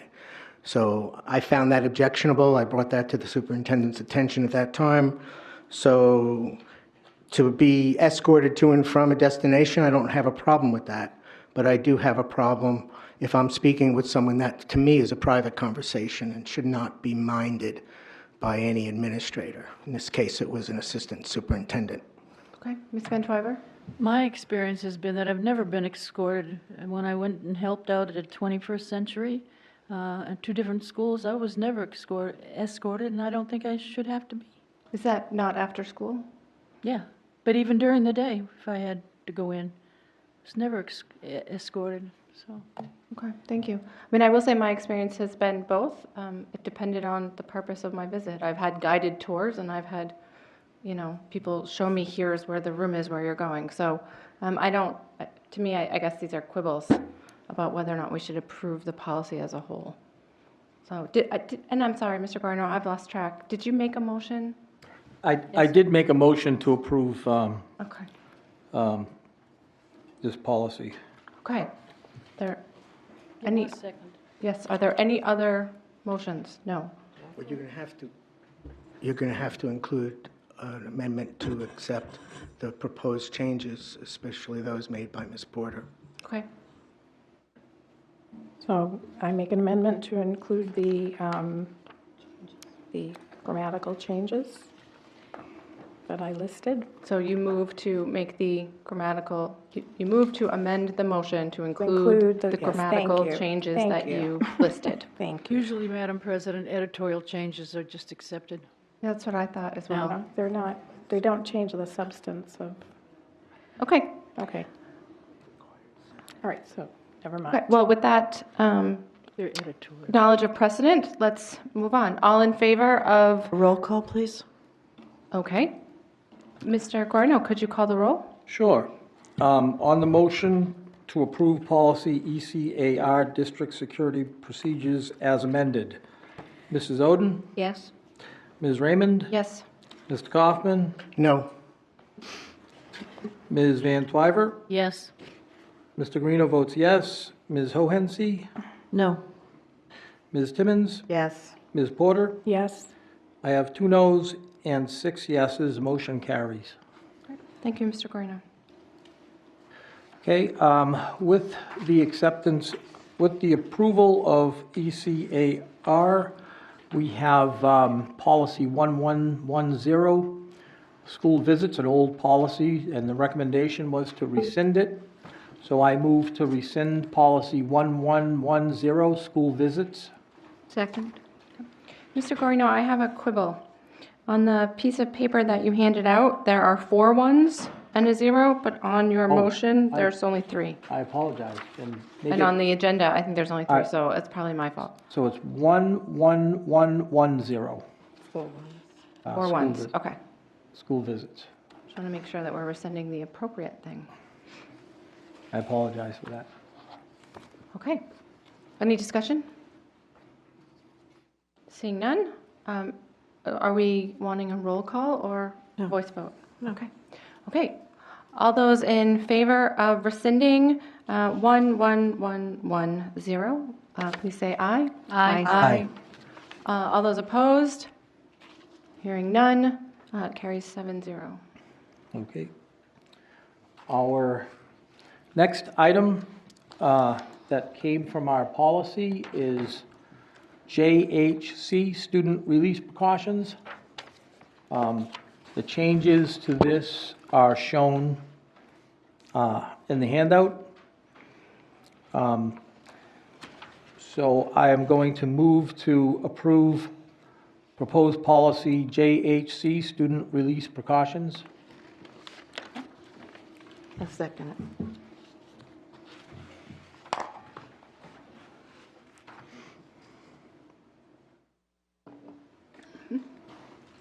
Ms. Oden? I have one concern about this. It's the second paragraph.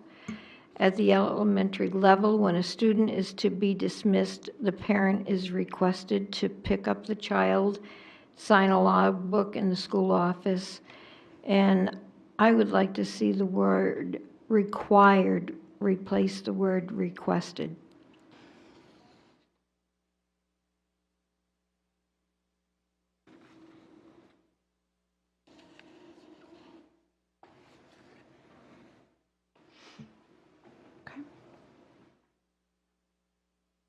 Ms. Porter? I think that's a good idea. Thank you. Motion to amend would be good. Does she have to do? Okay. Yep. Can I add one thing to your motion to amend? Parent or guardian, because I'd like to be inclusive of our families.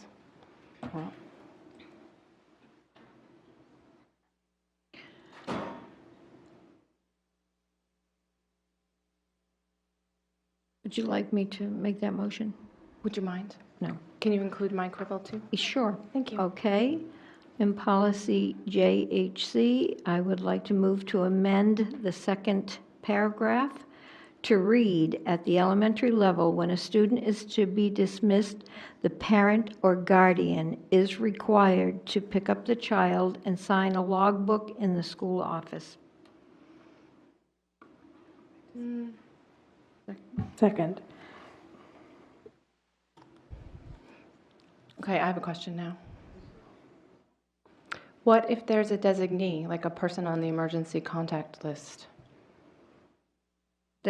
Isn't that in the last paragraph? Okay. If a parent or guardian requests any person not previously designated for pickup to pick up their child, the staff in the office must check the individual's identification. Okay.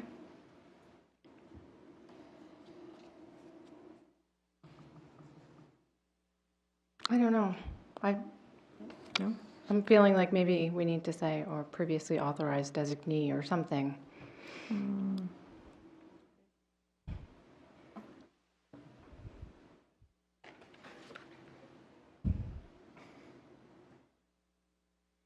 Or maybe we send it back to have them work on it some more. I don't know.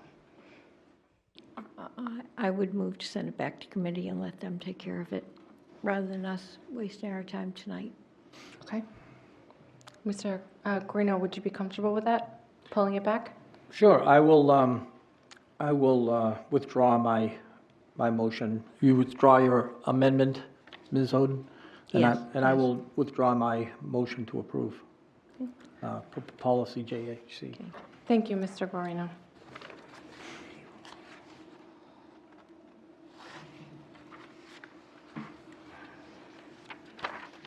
Okay, since we haven't approved JHC, rescinding policy 3241 would go along with it, so I would imagine that we would wait on rescinding this. Okay?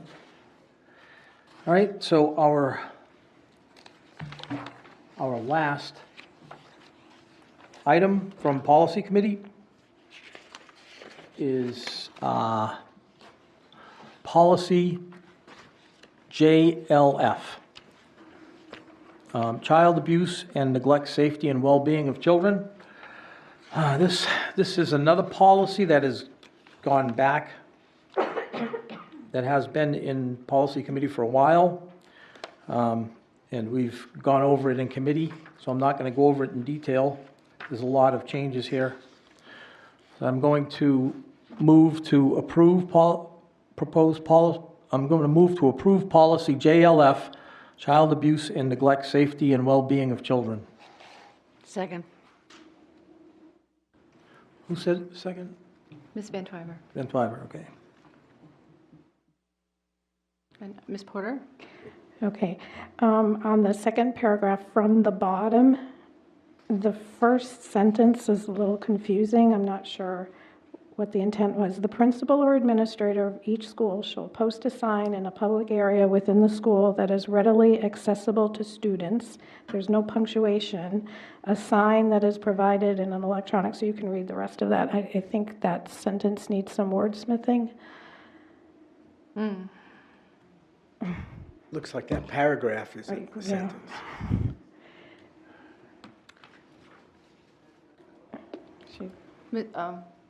Okay, Ms. Fitzpatrick or Ms. O'Gara? Go ahead. Ms. O'Gara? Go ahead. I think it's accepted word for word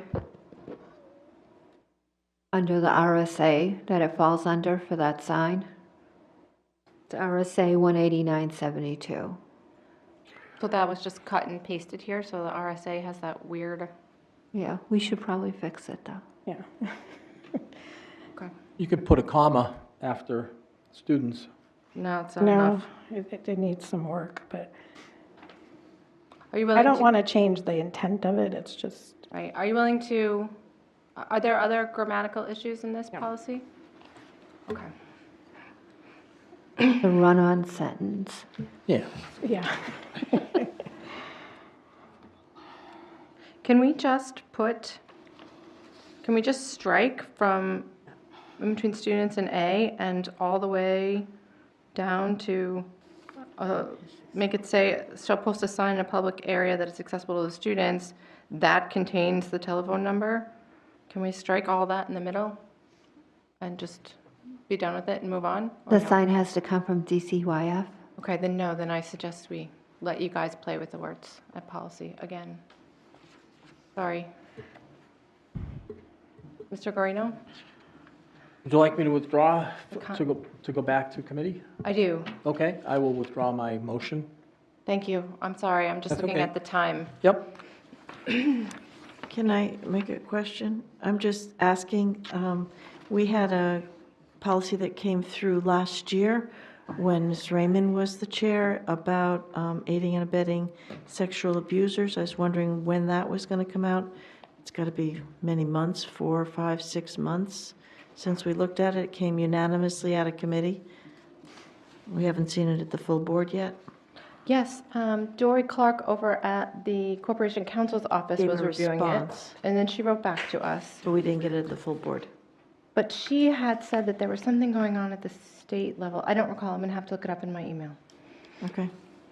So I apologize. I'm not recalling if I sent it on to Mr. Guarino or if there was something missing. I don't remember I off the think it top was of my head. prior to Mr. Guarino taking chair. Yeah. I haven't seen it. Okay, I'll look it up. Thank you. Wait, let me write it down.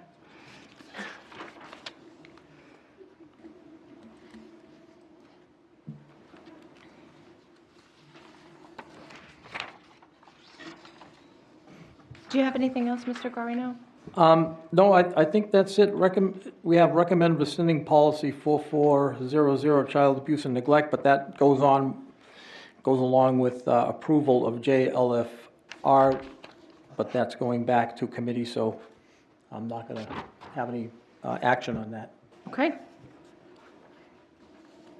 Okay, are we ready to move on to curriculum? Excellent. Ms. Porter? Okay, so I don't remember the date that we met, but we met a week or two ago.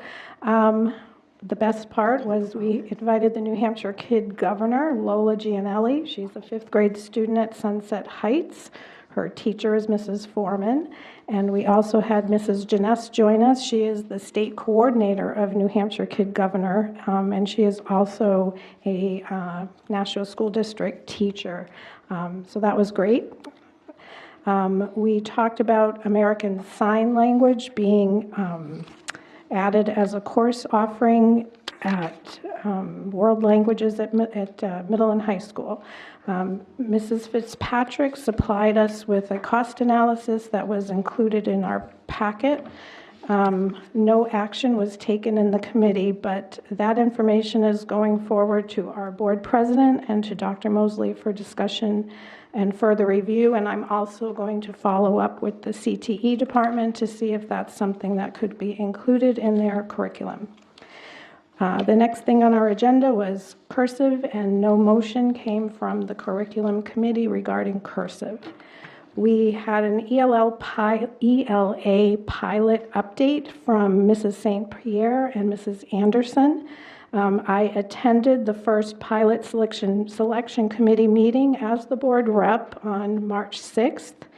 The next meetings are going to be on March 13th and 27th.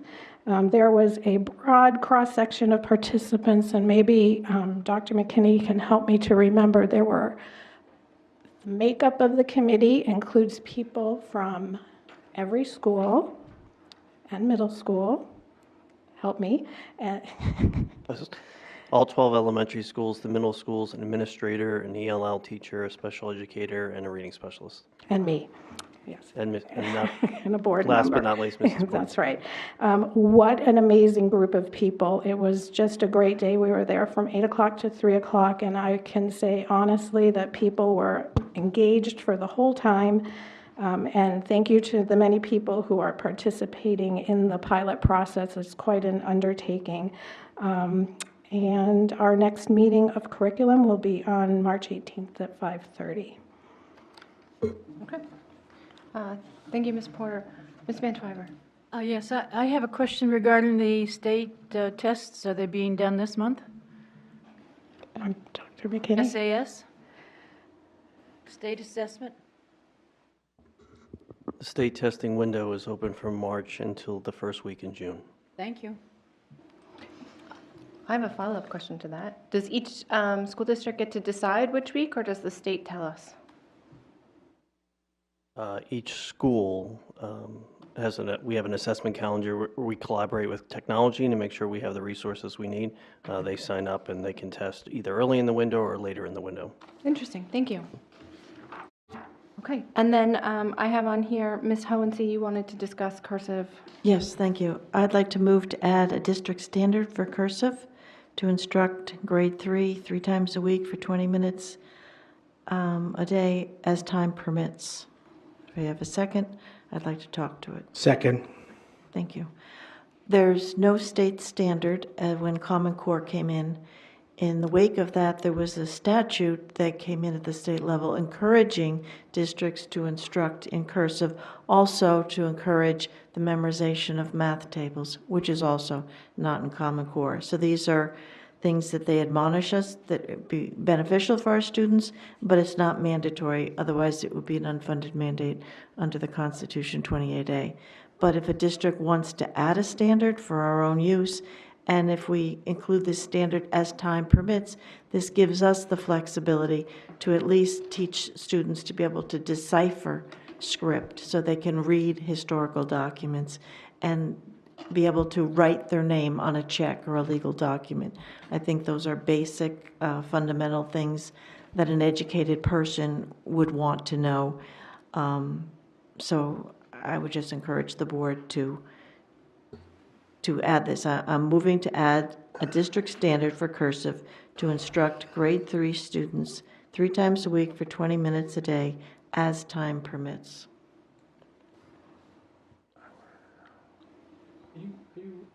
I'm sorry, could you repeat that last, to instruct grade 3 I students? move to add a district standard for cursive to instruct grade 3 students 3 days a week.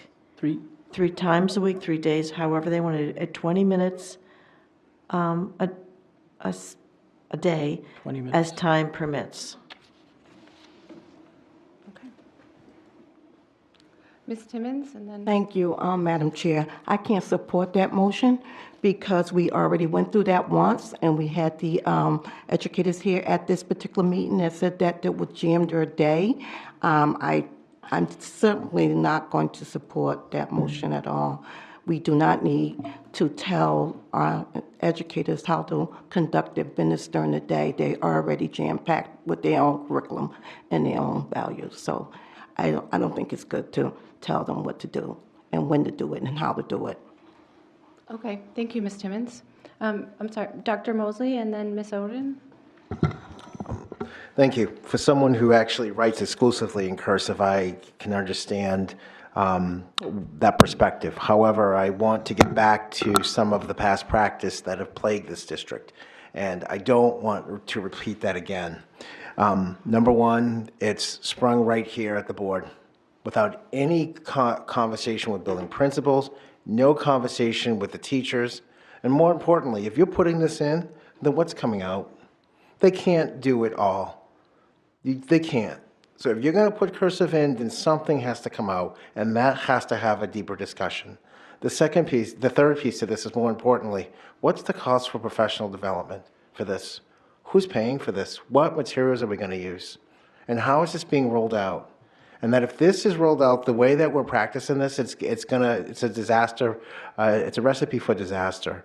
So I would encourage the board not to vote for this because it is not something that has gone through the vetting process, but more importantly, it hasn't had the feedback necessary at the educator level to really get that to be done with fidelity. But more importantly, I think this district has to move away from springing things on teachers at this board without any type of consideration of what their schedules look like during the regular day. These teachers are doing, and again, I'm not even going to do justice to it. You got English, math, history, social studies, science, reading, morning classroom, recess, transition, lunch. I mean, their schedules are fairly compact. And so we don't want to just have a situation where we mandate it at the board, but it can't be followed through at the school level. Thank you. Thank you, Dr. Mosley. I have Dottie, and then I see Howard, or Mr. Kaufman. I'm sorry, I'm using first names here because it's getting late. Ms. Oden, Mr. Kaufman, and then Mr. Guarino. Remember Okay. your order.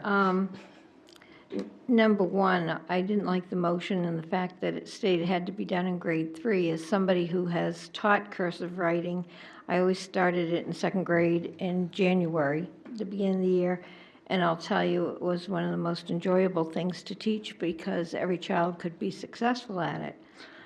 But Common Core has changed a lot. We have a lot more testing. A lot of the curriculum has changed. It has taken a lot of PD I don't see a lot of professional development in teaching cursive. I know when I learned the Zahner Bloser, it was you had a book and you followed it. It wasn't anything that needed a lot of PD. I didn't even think that was necessary. A school district could develop their own. But teachers today just have so much pressure on them, and I think Dr. Mosley's right. You have to say what's coming out. 20 minutes, 3 times a week is an hour. For some of these teachers that have students that are working below grade level in reading or math, that's where they probably want to spend that time. And I would want to, before I would vote to support this, I would want to hear from our teachers, especially the teachers in either second grade or third grade. And I think that itself could be a decision. Where do you want to teach this? So I can't support that at this time until we get feedback from our teaching staff. So that's where I stand on this. Thank you, Ms. Oden. Mr. Kaufman.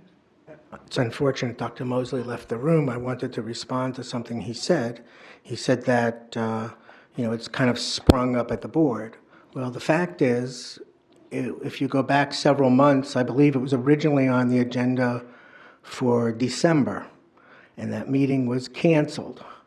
So we've been actually waiting quite a few months to discuss this. Teachers who chose to come to I was at the curriculum meeting when this was discussed. We had 2 curriculums, I want to be correct, curriculum specialists, I believe they are, that dealt with the elementary schools in particular. And their reasoning for not including cursive was because it wasn't required by the state regulations and this whole thing about time. My concern is, I think our children should learn how to sign their name and, as Ms. Hohensee said, read historical documents. Back in the day, if you couldn't read, you marked your documents with an X. And we all know that a lot of people didn't know how to read because of other extreme situations that took place in our history. And I don't want our current kids to be at a disadvantage. I had a side conversation with Mr. Marcoux about this, I think it was the last board meeting or maybe another time, and he pointed out that he just did a mortgage via an electronic signature, and he didn't really foresee the need for our students to have to sign their name in the future. And okay, well then rebut me later on. Oh, I will. Good. And the point is, I believe our students should be able to write their names, sign their names.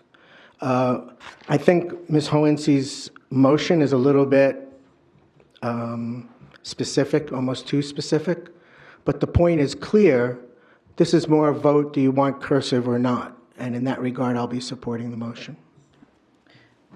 Thank you. I have lots of hands, so let's just go in order. Thanks, Mr. Guarino. Thank you, Madam President. I agree that children need to learn to sign their name. And what is happening in our public schools in Nashua is that children are learning to sign their name. And I know that from a personal experience, as my children know how to sign their name. They went from kindergarten to high school, and they can do that. Now, hand-eye coordination, there's the argument, hand-eye coordination.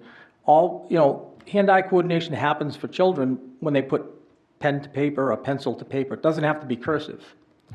Okay? The other thing about historical documents, I don't know, unless you're an expert or you're going to that field, historic archives, I don't really see average person reading the Declaration of Independence, but I think that our children are learning cursive, okay, and I think that Dr. Mosley makes a very good point. Feedback from teachers. We have to not be out of touch what's happening within our schools. There are some people on this board that are out of touch with what's happening in our schools. And in order to be in touch, we have to talk to our teachers, worked through the committees, the curriculum committee, and this went through the curriculum committee, and this is an attempt to go around the curriculum committee. So, Excuse me. So I am not going to support, I'm not going to support this. Thank you, Mr. Guarino. Ms. Van Twyver, and then I would like to hear from Dr. McKinney before we have a second. Did you speak? You spoke to your motion briefly. I just want to adjust the motion. Oh, okay. Are you calling on me? Yes. This was brought to us, this request was brought to us by a citizen, came to talk to us about, in September. It did not go through the curriculum committee. It was never discussed in the curriculum committee. Not last year when it was scheduled, so there was no... No, excuse me, one person. One person came? No, one person at a time speaking, please. Oh. Well, usually when we have a topic like this, the assistant superintendent for the committee brings in teachers or other people, reading specialists, to discuss this. This has gone away from this committee stuff anymore. We don't see that. So, and I don't know what subjects are taught in elementary. Maybe we should request that knowledge, what subjects are taught. And if I know that they're not, I know that they don't teach cursive across the board. I know that for a fact. So, Mr. Guarino's children may have been taught, maybe by Mrs. Oden. Who knows? But I don't believe all our students do. And it used to be a mark of educated people that they could write in cursive and that they didn't have to make an X for their name. And in an electronic signature, it still has to be verified. So I don't think I would never be dependent upon an electronic signature. I don't think that that's going to pay, because you still have to have a notary. So I am going to vote for this, and I will push for it as long as I can, because I think it's important. I think it's beautiful handwriting is important today, I think. So, Point of order. Yes. Move to continue the meeting till all agenda items are complete. Second. Okay. It's after 9 o'clock. There's only one motion on the floor at a time. I believe that's not true, sir. Yes, it is. I would prefer that we not argue about motions at this time. Mr. Kaufman is correct to move to continue the meeting. I do believe that it's important that we get through some of the items on our agenda this evening, and I apologize if this runs a little later than we would prefer. Anyone who needs to is welcome to leave, especially if you have to get up bright and early in the morning. But I would like to take a vote on Mr. Kaufman's motion to continue, and then go back to Ms. Van Twyver and make sure that she was able to complete her thoughts. Okay? Any objections? No. Can we have a voice vote on continuing the meeting? I'd like to know what the motion is. Okay. Could you please restate your motion? Motion to continue the meeting until the agenda is completed. I'm not going to support that. We could be here till midnight or 1 o'clock arguing about That's this. what it takes to be a board member, Mr. Guarino. You made the rule to suspend the meeting at 9 o'clock. You required that the vote at 9 o'clock. It's after 9 o'clock. You're still I'm just talking. following You're still policy. talking. Mr. Kaufman and Mr. Guarino, enough. I'm calling the question. What question are you calling? I'm calling the question regarding continuing the meeting. We do need to have a vote on whether or not to continue the meeting. So let's do that. Mr. Kaufman's motion is to continue it until we complete the agenda. For the second? Could I ask for voice vote, please? Roll call, please. Certainly. Mr. Guarino. I didn't hear a second. I second it. Okay. Okay, on the motion to continue the meeting until the end of the agenda. Can I Go ahead. I would make a motion to continue for 30 minutes.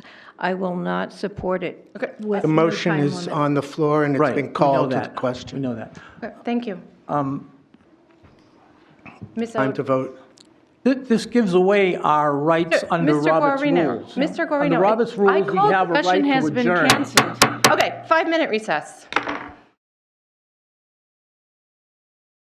Okay, it is 9:15. We are back in session.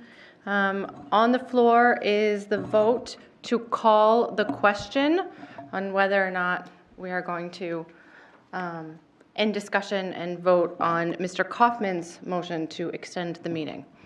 Ms. Oden had asked for a roll call vote on call the question.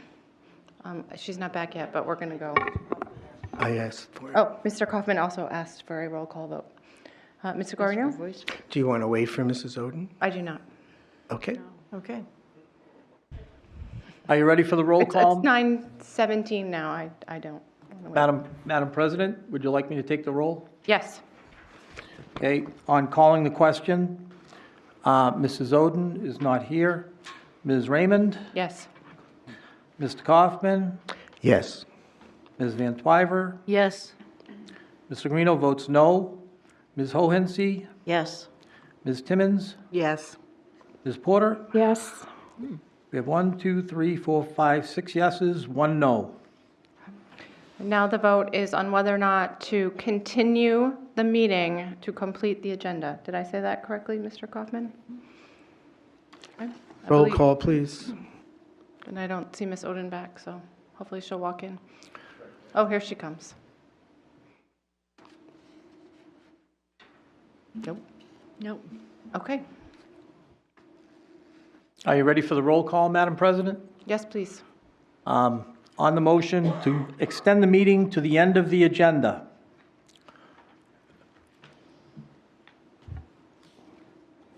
She's not here. Can we skip and come back to her, or is that not allowed? Okay, yeah, I can do that. Okay, so the Okay. motion is to extend the agenda, extend the meeting to end the agenda, To complete the agenda. complete the agenda. I say yes. Who's next? Well, it's a roll call, so waiting for Ms. Oden. I know, I'm the next person. Oh, sorry. Oh, okay, well, he has to call the names. Go. Are you ready, Madam President, for the roll call? Yes. Okay, on the motion to extend the meeting to the end of the agenda. To complete the agenda. Mrs. Oden? No. Ms. Raymond? Yes. Ms. Kaufman? Yes. Ms. Van Twyver? Yes. Mr. Guarino votes no. Ms. Hohensee? Yes. Ms. Timmons? I have a question. Completing the agenda, is that each item going to take a half an hour or more? Because then it's going to be an issue. You just, at this point, you just have to vote. I have to think about it. Okay. What was that vote? No vote. She's going to think about it. Oh. Yes, Ms. I'm Porter? thinking about it. I didn't vote. I'm skipping for the. Porter? Yes. Ms. Timmons? No. So it's over. We have 1, 2, 3, 4, 1, 2, 3, 4, 5 yeses, 1, 2, 3 noes. I believe that this is a change of the rules, so you need a 2/3 vote for the change of the rules. So it should fail. No, 2/3 for the vote. What are we changing? 2/3 is for when you take away people's rights. Yeah, we don't need 2/3 to extend. Actually, you need 2/3 of vote to change the rules. You change the rules. The rules are that individuals under Robert's rules have the right to adjourn. You're taking away people's Wait, rights. Mr. Guarino, Mr. Guarino, this vote was to extend our meeting to complete our agenda. It is not a change of the rules. Our rules require a vote to extend the meeting. That's what our own rules require. So at this point, if anyone chooses to leave at any time because they feel that they can't stay here any longer, I understand, and when we no longer have a quorum, we no longer have a quorum. But I am not going to continue to argue over a vote. So, moving on. Okay.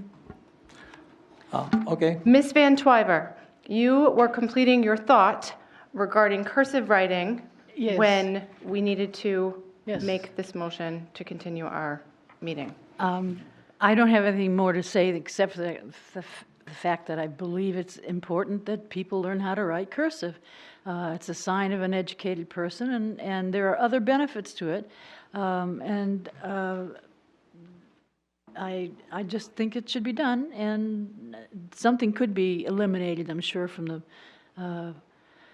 day of training to squeeze in 20 minutes of cursive. And I don't believe that every student is learning it, no matter what Mr. Guarino says, that his child has learned it. So Okay. that's all I have to say. Just trying to reiterate. Okay. Thank you, Ms. Van Twyver. Mr. Guarino, I have a list of persons. Sure. Ms. Honsi, I know that you had wanted to alter your motion, but Mr. Eid and Ms. Scales had also asked to speak, and since it is getting quite late, I would like them to go, unless your change is something drastic. No, I just want to shorten it. Okay, so Mr. Eid, Ms. Scales, and then you may do what you need to do with your motion. So I actually use kind of a mix between cursive and non-cursive when I write, and I do see the benefits of it. And it's not necessarily about having to force students to be able to write in cursive, but more just at least being able to read documents. It doesn't have to be even historical documents like the Declaration of Independence or the Constitution, even though those things are important. But just literally any other thing that's handwritten in cursive is an important thing to be able to read. So maybe it doesn't have to be 3 times a week for 20 minutes, but I do definitely see the benefits of being able to read cursive. Thank you, Mr. Eid. Ms. Scales. I believe there are many benefits to being able to read cursive and write cursive. I do think it should still be part of the curriculum. I know I have friends that can't read or write cursive, and when teachers do write it, they're like, okay, I don't know what that says. Okay. And I think that you should be able to read your teacher's handwriting and know what it says. And I also believe that maybe it doesn't have to be required in the curriculum, but maybe it could be taught, but then, yeah, thank you, incorporated into the curriculum, but it would be part of different lessons like English and history and science. So maybe the teachers could tell the students to write in cursive when they're doing their assignments after they have taught them how to write in cursive, of course, but not make it a specific time of the day on certain days of the week. Okay. Thank you, Ms. Scales. Ms. Hohensee? Thank you. I would like to have a friendly amendment to just shorten it. Move to add a district standard for cursive as time permits. As time. Second. That way, Second. we get rid of the grade, we get rid of how many times a week, we get rid of the time. It's totally flexible. The teacher has the flexibility as time permits. Okay. Can I ask you a question, Dr. McKinney? Have our curriculum specialists looked into the time it would take to create a curriculum for cursive, or the costs associated therein, or the PD required for our teachers to start teaching it? Not a detailed proposal, no. They have not. Is that something that could be done? I think that was presented at the meeting. Didn't they give a cost to implement it? No. No. I remember that. There was no I cost, thought it was no. ridiculous. No, I'm sorry, Dr. McKinney. I would just advise the board that in the minimum standards, the educational plan for the district falls in the purview of the superintendent, curriculum instruction and assessment. It is the superintendent's responsibility to design the educational plan that meets the needs of the students. I caution the board for coming forward at adopting standards every 2 months is really going to be a challenge for the district for us to move forward, because we'd have a new standard. You're talking more money, more PD, everything else. I would advise the board to make a request to the superintendent to bring back further information regarding the optional instruction of cursive, if that's what the board so desires. But in all the curricular demands and priorities across this district, this is not one of them. If you recall, one gentleman came to the board, he shared his letter. You've heard from 2 curriculum specialists. You heard from a teacher. They are asking for the gift of time to focus on all the other things. And those things are the topics that are outlined in the elementary student handbook and the curriculum, which is available online. So I would just caution the board with the precedent of adopting standards if this board is invested in moving this district forward. Thank you. Thank you, Dr. McKinney. I'd like to say that for me, it makes me very uncomfortable to adopt something that hasn't been fully vetted through the curriculum committee. That's why we have committees to do that work, so that I don't have to. So, Ms. Porter? I think this went through the curriculum committee and no motion came forward. I think it's important to state that just because there's not a standard does not mean that cursive is not being taught. Many teachers are teaching cursive, and I am extremely uncomfortable sitting in this room adopting a standard. I think that there should be a full study going forward, but I have to say that in all of the things, all of the issues facing our district, I have said this before and I'll say it again, I don't think that cursive goes to the front of the line. Thank you. Not that I hate cursive. I love cursive, but. Okay. Briefly, please, Mr. Kaufman. Thank you. I want to thank our student representatives for staying a little bit later than expected and adding your valuable input into this. I find it amazing that our students find the value of knowing how to read and write cursive, and there are board members and administrators in this district who do not. Let's just vote, okay? Okay, are we, you're calling the question, Ms. Yes, Timmons? I'm calling a question. We need to vote, because we'll be here till doomsday trying to argue whether we should have it or not have it. I think we should vote and then move on. Okay, roll call, please, on call the question. On calling the question, Mrs. Oden? No. Ms. Raymond? Yes. Mr. Kaufman? Yes. Ms. Van Twyver? No. Mr. Guarino votes yes. Ms. Hohensee? Yes. Ms. Timmons? Yes. Ms. Porter? Yes. 1, 2, 3, 4, 5, 6 yeses and 2 nos. Okay, so we're going to call the question. And the motion is to add a school district standard for cursive to instruct. No. Excuse It me? was No.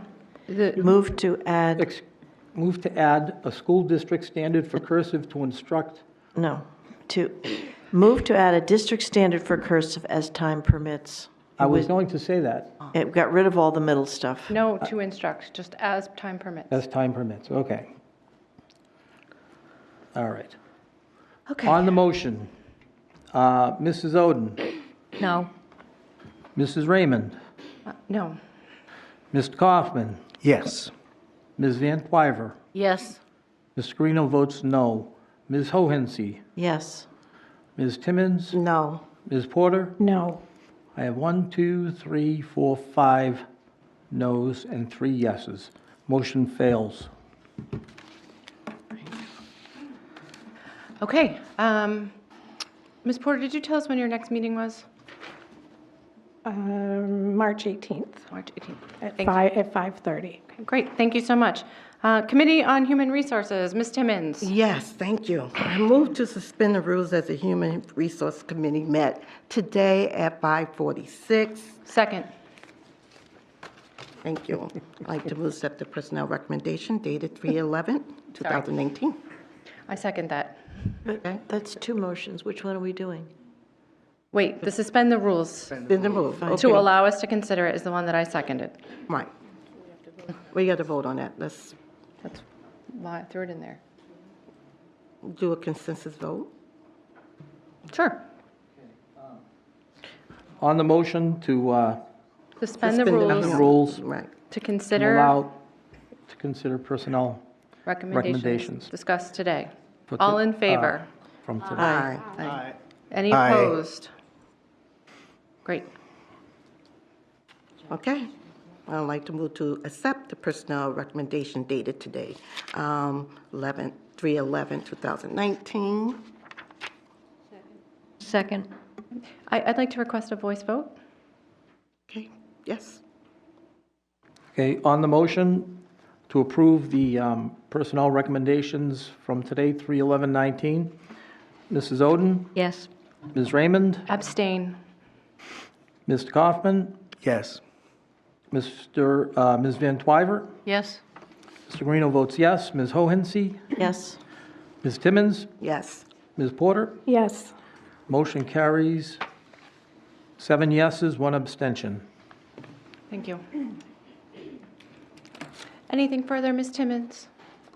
No, our next committee meeting, I'm sorry, is March 25th, Thank you very much. 5:45.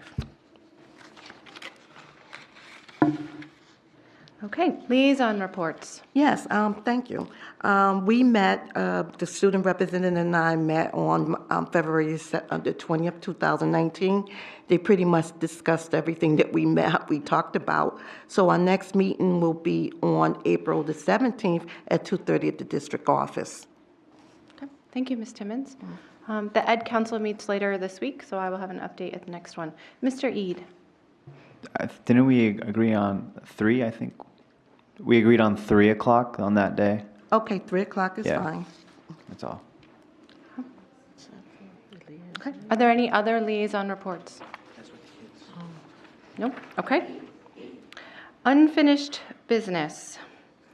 The first item on the unfinished business is a reapproval of the 2019-2020 district calendar. I understand that there was a miscount on academic days in September due to the mayoral primary. It's been suggested that we go ahead and have school on that day instead of having no school on the mayoral primary, which is September the 10th, and then that will make us have the correct number of days of school for the year of 180. Anyway, okay. So I would entertain a motion to approve this revised 2019-2020 school calendar. Second. I just asked a question. So we're taking out that day as a school day. We're not keeping it in? It was a day off, and now it is a day in. Thank you. Okay, thank you. Okay. Okay.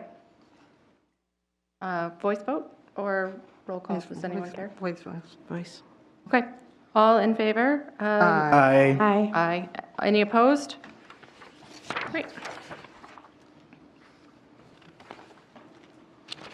Okay. The next item is the Nashua School District Strategic Plan Survey Stakeholder Outreach. Dr. Mosley, I know you spoke to this a little bit in your comments earlier. Was there more information for us? No, I actually forgot that I had put this on the agenda, so I just wanted to, again, put another plug out there to the public to please participate in the survey. It's on our website. All feedback is welcome, so that's all I wanted to do. I just wanted to thank Don and Sue Porter and Stacy for all their work. It's been a prodigious undertaking to get this survey out. So it's live and active. We're going to keep it open for about a month, and then we'll see what happens. Thank you.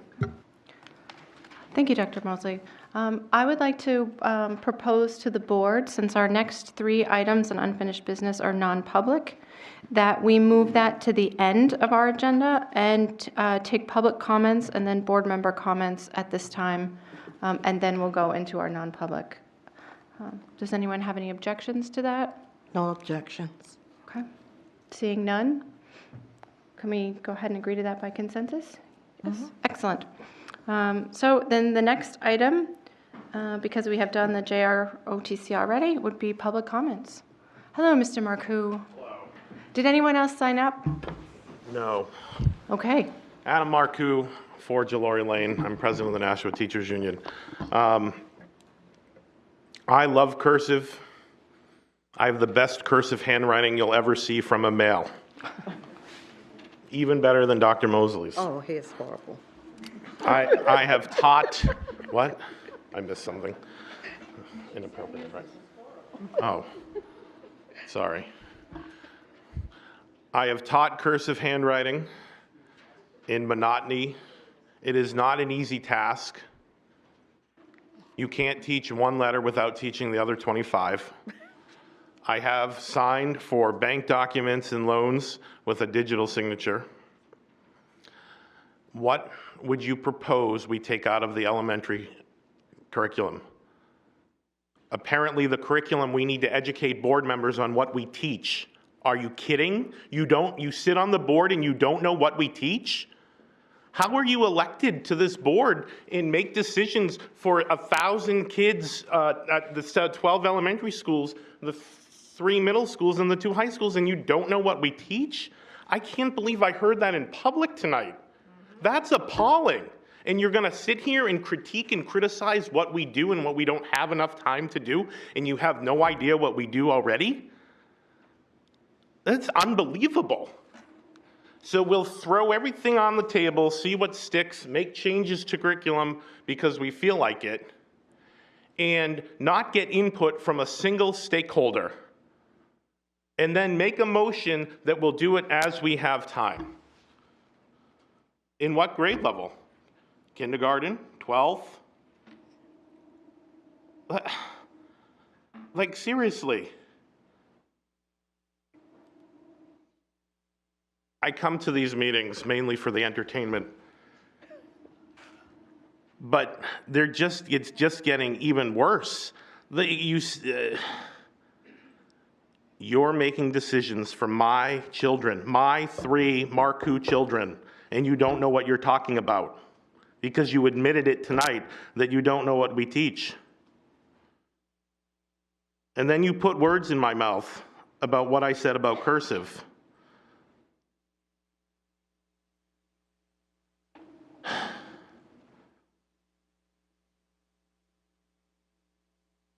That's it. Thank you.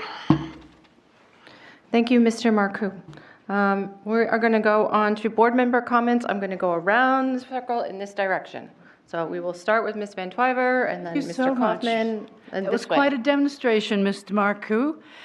Tell me, when was the last time that we discussed elementary curriculum in the curriculum committee? Tell me when the last time was.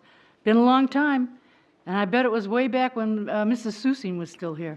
So please, I don't know exactly what you teach in schools. I don't. So make a list for me, okay? Tell me what every school it has scheduled in the curriculum. No, I know you won't, because you don't want to embarrass yourself. Okay, look, that is my job, sir. All right. Let's not have this back and forth with the Yeah, we're not audience. supposed and to no, respond to. Yeah. We're not supposed to respond, but But you know, people are not sometimes. using microphones and we're not being polite. So Well, let's- anyways, I want to say that I attended the symphony the other night, and it was absolutely stupendous. The symphony, didn't see anybody else there that I knew, but they do a marvelous job for our third graders, and they have a new program this year where they get to the third graders get to play with the orchestra. So I hope that you would get out and support the symphony because they do a marvelous job and they are stupendous. It was a marvelous night. In fact, I told them, I says, I could use one of their performances after every board meeting. But anyhow, that's about all I have to say. Thank you, Ms. Van Twyver. Yeah. Mr. Kaufman. Thank you. So I'd like to answer one of the questions that Mr. Marcoux just asked. What's my proposal to take out of curriculum and put in cursive? For me, it's social and emotional learning. Social and emotional learning is something that's not been fully discussed or vetted at the board. It's not part of any state standard, just like cursive is not part of any state standard. But we have time and investment to teach professional development and put it in curriculum that has never been brought to this board, but it's in there. We don't know what it is. So my answer to that question is social emotional learning. Yank it out, put in cursive. That's what I would say. And as far as being educated on curriculum, we attend these meetings. We look at the information that's given to us. The administration is the body, if I just say it that way, that educates the board on everything that that's filtered by the administration. So our ignorance is directly related to the amount of information and data we get from the administration. So curriculum is one soft area where it's lacking, as seems to be agreed upon tonight. Behavior is in another. This board chooses not to go deep on information like behavioral disciplinary issues in the district. I was having a conversation with someone earlier today who shared with me issues about the middle school I didn't know about. Ms. Oden talked about police being called in elementary schools. But this information has not come to the board. And you want to know things that we don't know, that's why we ask questions here. So I'll stop there. Thank you. Thank you, Mr. Kaufman. Ms. Hohensee. Thank you. I'd like to reiterate that we do have trouble getting answers to questions. That's why we have to file right to know requests, and even still, we get ridiculed. And we don't get into, we're not allowed into the buildings the way we used to 2 years ago. I get police at my door when I post something on social media. Yeah, there's a problem with information here. There's a problem with free speech. There's a lot of problems. So the more information we get, the better we can make informed decisions. Thank you. Well, thank you, Ms. Hohensee. I'll go last. Mr. Corino? Thank you, Madam President. I do not have any problems getting answers in this district because people are nice to me in this district, and I ask them questions and they answer me. And I don't blame others because I don't have information. I actually use Google. I ask questions. I go to the open houses that our schools have. I talk to teachers because my children are in the district. I use my feet, and I talk to people. Social and emotional learning, I'm not an expert. I use Google, okay? We talk about a behavior problem on one hand, and we have social emotional learning on the other hand. All it is look at the title. They're trying to teach children to be in a social setting to understand their emotions and try to curb behavioral problems that we have. So on the one hand, you complain about behavior. On the other hand, you don't want teachers to use tools to change that behavior. So it doesn't make any sense. It's nonsensical. But anyways, I'm going to talk about Nashua Sings in the South Concert, and I wish I was there, but I had to be at the Budget Committee meeting because we do have great musicians and singers in our district, and so I'm going to stop right there. Okay. Thank you, Mr. Corino. Ms. Oden? Okay. Ms. Porter? Ms. Timmons? Nothing? Okay.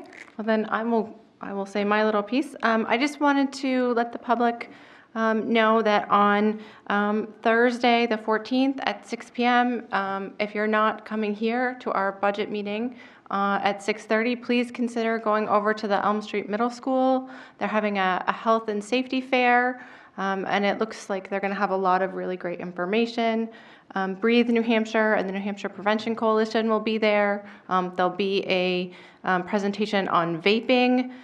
They'll be incorporated in that presentation is also how kids are sometimes using marijuana with vaping, and this is important information for our parents and community to know. Also, Sergeant Bob Powers with the Internet Crimes Against Children Task Force will be there with Officer Desmet, one of our school resource officers, giving a great presentation on internet safety. And this presentation is geared towards parents who want to know how they can help their children stay safe on the internet. Really helpful for those of us who are older and don't intuitively know everything about the internet the way that our kids do. So please, if you aren't planning on coming here and talking to us, please consider going over to Elm Street. I wish I could go. And I think that's the only thing that I wanted to talk about this evening. So thank you all for listening. We do have a non-public, so what we'll do is we'll take a very quick recess while everybody clears out, and then we'll move on to our non-public for the evening. Thank you. Oh, wait. You have to move to go into we have non-public. to move to go into non-public. So I move to go into non-public under RSA 91A3 2C. Matters which discussed in public would likely adversely affect the reputation of the person other than a member of the board. Second. Okay. Thank you. Need a vote? Yep. Are y'all comfortable with an aye voice vote? Is that a roll call? Oh, it has to be roll call. Okay, please call the roll, Mr. Guarino. On the motion to go into non-public under RSA 91A32C, Mrs. Oden? Yes. Ms. Raymond? Yes. Mr. Kaufman? Yes. Ms. Van Twyver? Yes. Mr. Guarino votes no. Ms. Hohensee? Yes. Ms. Timmons? Yes. Ms. Porter? Yes. We have 7 yeses and 1 no. Motion carries. Great. So we are in non-public at 9:46. Yes, that's correct, 9:46. And I will ask that we take a brief recess, unless we don't need one. Don't need one. It looks like everybody's clearing out.